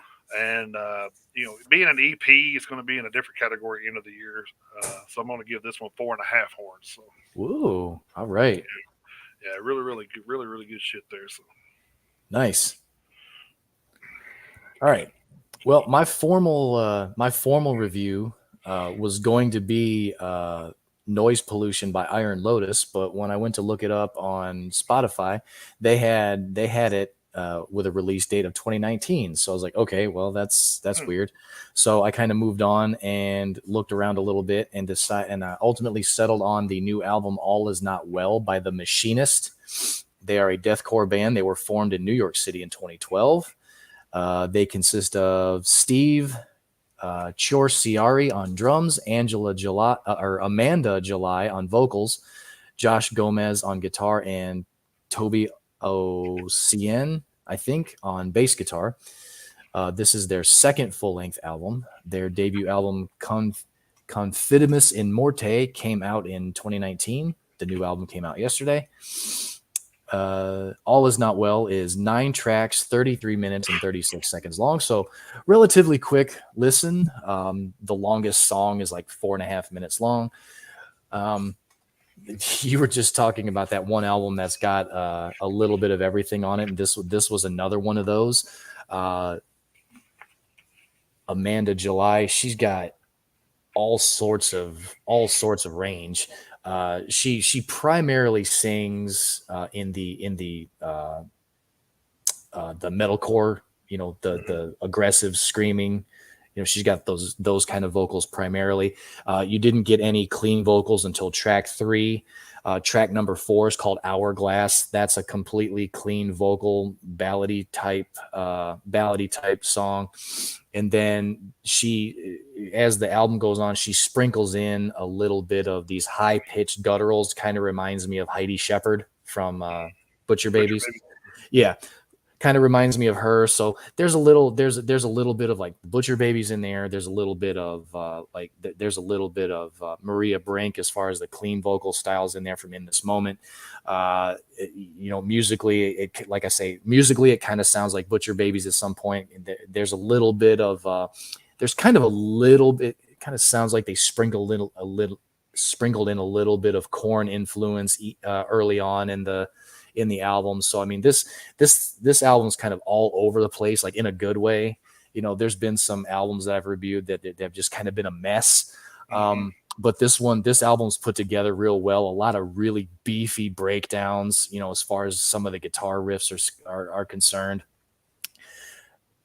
The solos aren't super duper prevalent, which personally is one thing I don't really care for. But the guitar riffs are good, and like I say, there's some really brutal breakdowns in it, so that's kind of nice. Overall, I'm going to give this one 3 out of 5. I mean, I would say this was a pretty decent sophomore effort. I haven't heard their first album. I don't know if I'll get a chance to, uh, but considering that this is a deathcore album and it's not really like the subgenre I gravitate towards, I actually enjoyed this one. So yeah, I'm going to give it 3 horns out of 5. Cool. And then I got through bits and pieces of a couple other ones. What the hell was the name of? There was another one. I started listening to the album Carnage by a band called K9, Hmm. and this one is death metal from the word go. The songs that I listen to, I still, as I sit here, cannot pick out. I couldn't tell you one single lyric of any single song that I listen to. But having said that, the music was good. The music was really, Yeah. really good. I mean, it was heavy, it was brutal, it was fast. I mean, the music was amazing, but I mean, I couldn't understand a fucking word the guy was saying. So I got maybe 4 or 5 tracks into that. I may or may not finish that. Then there was another album I started called Coming Home by Clean Break. Yeah, that's actually good. So yeah, I might be 4 songs into that one. So that one, I didn't do any research on the band itself. So I'm not sure if it's like one of those European super groups. I'm not real sure. It kind of sounded like it may have been Yeah. one. So I'm not real I don't sure. think so. I think I actually looked at that. I think they were. I think they were. I don't think they had been together long. So Okay. But yeah, they had a really clean power metal / kind of hair metal throwback sound to them from kind of what I'm hearing so far. So yeah, not too bad. Not too bad. I think that was as far as I had gotten. So I listened to one album all the way through. I'm about halfway through with 2 others. I may try to finish the other 2 that I started. And I think that was actually all. That I had gotten to. The only other thing that I want to listen to is Bullet for My Valentine. They came out with the deluxe edition of their it's not out. self-titled. Oh, is it not out? It doesn't come Oh, out till shit. August the 5th, I think. So. Oh, did they move it? Okay, all right. I Well, don't know.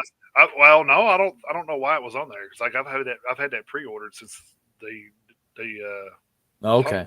talked about it. Okay. Well, I mean, It's always been August 5th as far as I know. So okay. Well, that's weird. All right. yeah, Well, then I'll wait till yeah, that's August.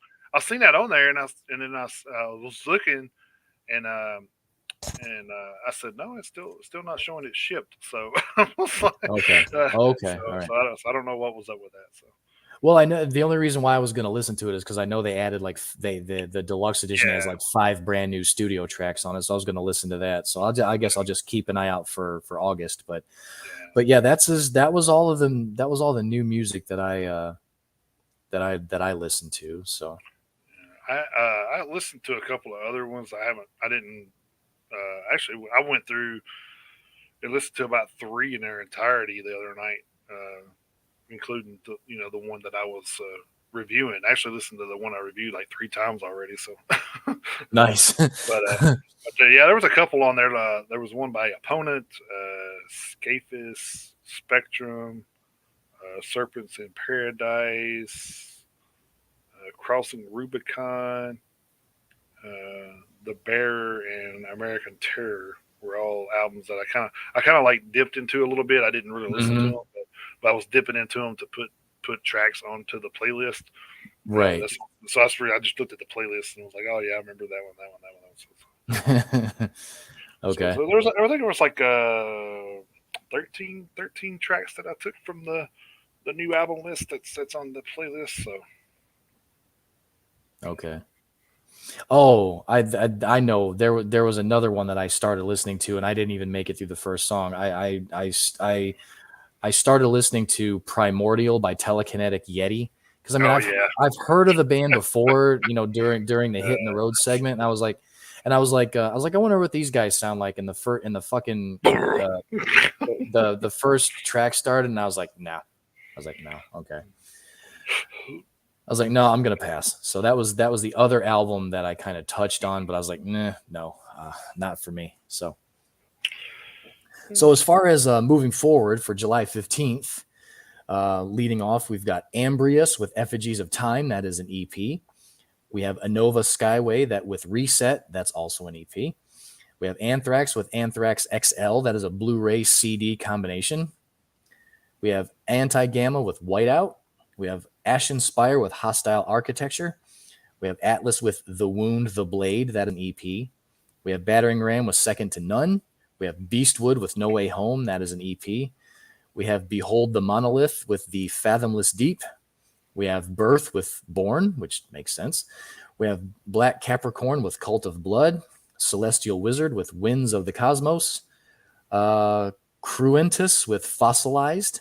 We have Deathbringer with It. We have Decapticon with For Those Who Died. And Decapticon, that's a shitty transformer if I've ever heard it. We have, he transforms, he's got no head. So we have Defected Decay with Troops of Abomination. We have Ihort with Consuming the Light. We have Entombed with DCL XVI, which is a Roman numeral for what number? I have no idea. DCL XVI, To Ride, Shoot Straight, and Speak the Truth. That is a re-release for them. Fellowship with the Saberlight Chronicles. God is an Astronaut with The Beginning of the End. We have Grace Solero with Metamorphosis. Grave Shadow with The Uncertain Hour. Grombira with Lunar Dunes. Hissing with Hypervirulence Architecture. We have Ian Blurton's Future Now with Second Skin. Idle Throne with The Sibylline Age. Inhuman Condition with Fearsick. Josiah with We Lay on Cold Stone. Kekal with Envisaged. Laces Out with Roger Come on, seriously? Oh my God. Unfucking believable. That might be the greatest name ever. I'm gonna have to listen to this EP just fucking because. Okay, the name of the band is Laces Out, and the name of the EP is Roger Pedactor. Oh my God. Oh my God. That's too good. Oh my God, that's it could have been worse. Could have been named Layhorn or something. Yeah, it could have been. It could have been. That's not Snowflake. Something like that. I don't know. Oh my God, that's so good. I'm gonna. Could have been Laces Out with their new album Einhorn is Finkel. Yeah, God Almighty, I'm listening to that just for the name of it. I'm going to. We have Lucid. That stopped me dead in my tracks. We have Lucid Grave with Cosmic Mountain. We have Mantar with Pain Is Forever and This Is the End. We have we have Manticore with Endless Scourge of Torment. We have Maul with Seraphic Punishment. Mephisto with Phosphorus. Metal Lucifer with Heavy Metal Ninja. Midnight Odyssey with Echoes of a Celestial Ruin. Midnight Road with Ready for the Fight. Mike Tramp and the Rock and Roll Circus with Stand Your Ground. That's a re-release. If anybody doesn't know who Mike Tramp is, he used to be the lead singer of White Lion. We have Mirage with the sequel. Molder with Engrossed in Decay. Odirmos with Odir Romos. Orianthe with Live from Hollywood. Outright with Keep You Warm. Palace with One for the Road. Patria with Hexarai. Primal Fear with self-titled debut album re-release. Returnity with Cosmic Dreams. Saratma with Escape Velocity. Scarcity with Avalut, I think. We have Screw You with Wilhelmina. That's an EP. Sick and Beautiful with Starstruck. Sickness with Daemons Subterra. Sinner with Brotherhood. Vanquisher with An Age Undreamed Of. The Wake Dead Gathering with Parallaxium.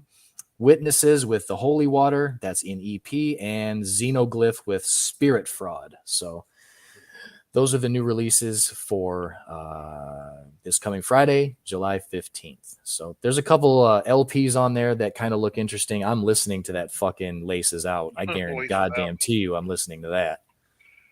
Oh I got a funny thing here. I just seen on Twitter, somebody messaged D. Snyder or tagged him and said, "Hey, you ain't even 70, dude, and you ain't performing anymore. Why? You don't like money or your fans no more? Bring back Twisted Sister because we ain't going to take it." D. Snyder responds, says, "Ha ha ha. Fortunately, I have money, and I don't want my fans to watch me slowly degrade and age on stage. So if you have any fond memories of me live, let's leave it at that." So, pretty good response, I think. So. Yeah, and in D. Snyder's defense, he has kind of been melting for like a long time. I love you, D, but you do kind of, yeah. Oh wow. I do hope he comes out with another solo album though, because the first two are great. Yeah. They are. The first two are great. then I seen where Machine Head's Unhallowed Live Electric Happy Hour has surpassed 1 million views on YouTube. So Golly, man, good for them. congratulations to them. So seems like Machine Head just keeps getting better for some reason. I don't know how it's possible, but yeah, but they do. So yeah, I seen a picture here too that I forgot about. I forgot about Metallica actually performed at the San Quentin State Prison in 2003. Do you remember that? Yeah, they filmed the music video for Saint Yeah, Anger in San Quentin. Yeah. yeah, which was crazy. Mm-hmm. And there's actually prisoners and stuff there, which was Oh yeah. Yeah, yeah, the good behavior convicts, they got to watch the performance, and they'll, you know, end up being extras in the video. So yeah. yeah, it's pretty cool. Mm-hmm. But that was all that I wanted. I just happened to see that because I follow D, and I seen that. And I said, "Oh, that's like a probably the best response you could ever hope for." Yeah. And being polite, you know. So. Oh yeah, because the funny thing is D Snyder has no problem with not being polite. Right. He's got no problem with telling you what he really thinks. All right. Well, I guess with all that, we've went a little over 3. So hey, so it's all right. which was actually better than I thought we would wind up having to honestly, me too. Yeah, me too. To be completely honest with you. Oh man. Hey, just so you know, like I forgot to say this earlier. I was going to bring this up during the show, but the former Ghost bassist said he didn't even like their last 2 albums, the band's last 2 albums. I said, well, you're right there with us because we don't like none of them, even the ones you were on. So right. But that's just our personal opinion. I know they have a big following for some reason, but yeah. Who knows?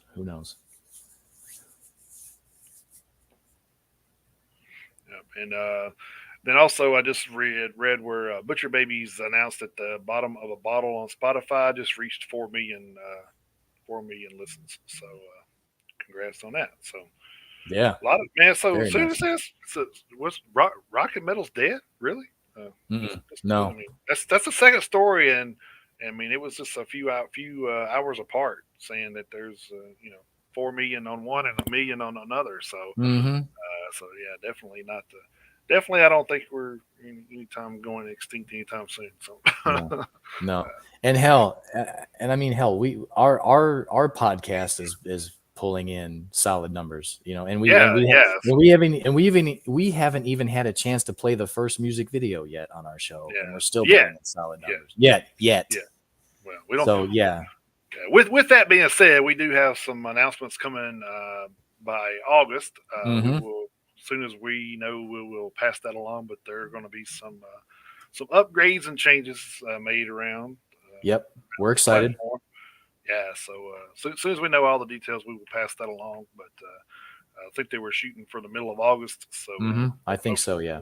Hopefully, we'll be able to share some info with you by then. So we will see. Yep.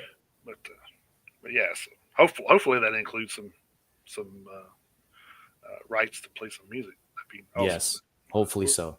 We'll see. I'm not gonna go too far into anything I don't know everything about myself yet. So. Right. Yeah. we just kind of got that dropped on us yesterday. So yeah, we don't want to get anybody's hopes up, especially ours. Right. Yeah. We don't want to let ourselves down. So. Right. Yeah. All right. Anyway, just want to thank you guys for rejoining us. Hope you didn't. Hope you had a nice 4th and kept all your digits. And hope you remembered to put it in reverse if you needed to. So yeah. You didn't blow up your car. Didn't blow up your hand like Jason Pierre-Paul or anything. So yeah. Which was crazy because it costed him millions of dollars for doing that. But, yeah. But we hope everybody had a good holiday. We definitely missed you guys while we were on hiatus. We're super happy to be back. So thank you all for coming back and joining us again, whether you were, watching us live today, whether you guys check out the rebroadcast later. However you guys follow the show, we appreciate it. Just a reminder, we've got VOPUSARadio.com. You can find us there. Also, the VOP USA Radio mobile app. We've got the Metalheads Unite USA at gmail.com if you want to send us a message there. Also got the Metalheads Unite Facebook group over there. Come on by and send us a member request. We'll get you guys hooked up. Find us at the Metalheads Unite not Facebook group, but I already said that. But we've also got the YouTube channel. You can find some of the back episodes there. I do know for sure that the Devil interview is there, and I think the Extinction AD interview is there. Not 100% sure how far back the YouTube episodes go, but yeah, I think our last 2 interviews are there for sure. So you want to check those out, and then. Yeah. So there's pretty much nowhere you can't at least hear us anymore. So, well, it's Spotify, but still trying to figure the logistics out of that one. Well, like I said, maybe whatever we're going through with the change include some of that stuff. We don't know. Like I said, we don't know yet, so we'll see.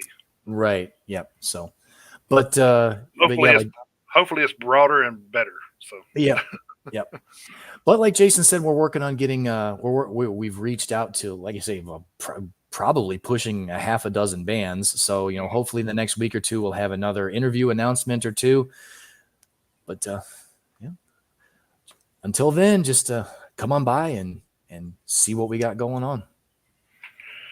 All right. So that being said, I want to thank you guys for stopping in. Hopefully we will see you right back here next week because we will be back next week. Yes, we will. So we don't plan on taking off again unless it's I don't know what Christmas and stuff like that falls on this year. So unless it falls on a Saturday, then we'll definitely. I mean, as far as I know, I don't really see us taking another break for anything. And Christmas is on a Sunday, so. So you'll get a Christmas Eve show here. So yeah, you'll get a Christmas Eve and New Year's Eve show. So So, yeah, true. Yeah. Oh, the New Year's Eve show. That'll be the year in review episode. That'll be perfect. Maybe. Yeah, we'll see. Maybe. We'll either do it that week or the next. It's true. Yeah, we got a little bit of time to figure it. It all depends on what gets released on December 30th. Yeah, so I mean that's kind of like last year. We had Nonpoint come out with that last minute EP. That EP release, which they're working on another EP. So, hell yeah, may look into the same thing this year. So we might be. All right, so we won't keep you guys any longer than we already have because it's been a long one today. So hopefully you guys enjoyed it, and hopefully we will see you right back here next week. Until then, keep those devil horns held high and jump in that pit anytime you can. See you next week. Thank you, guys. Have a great week.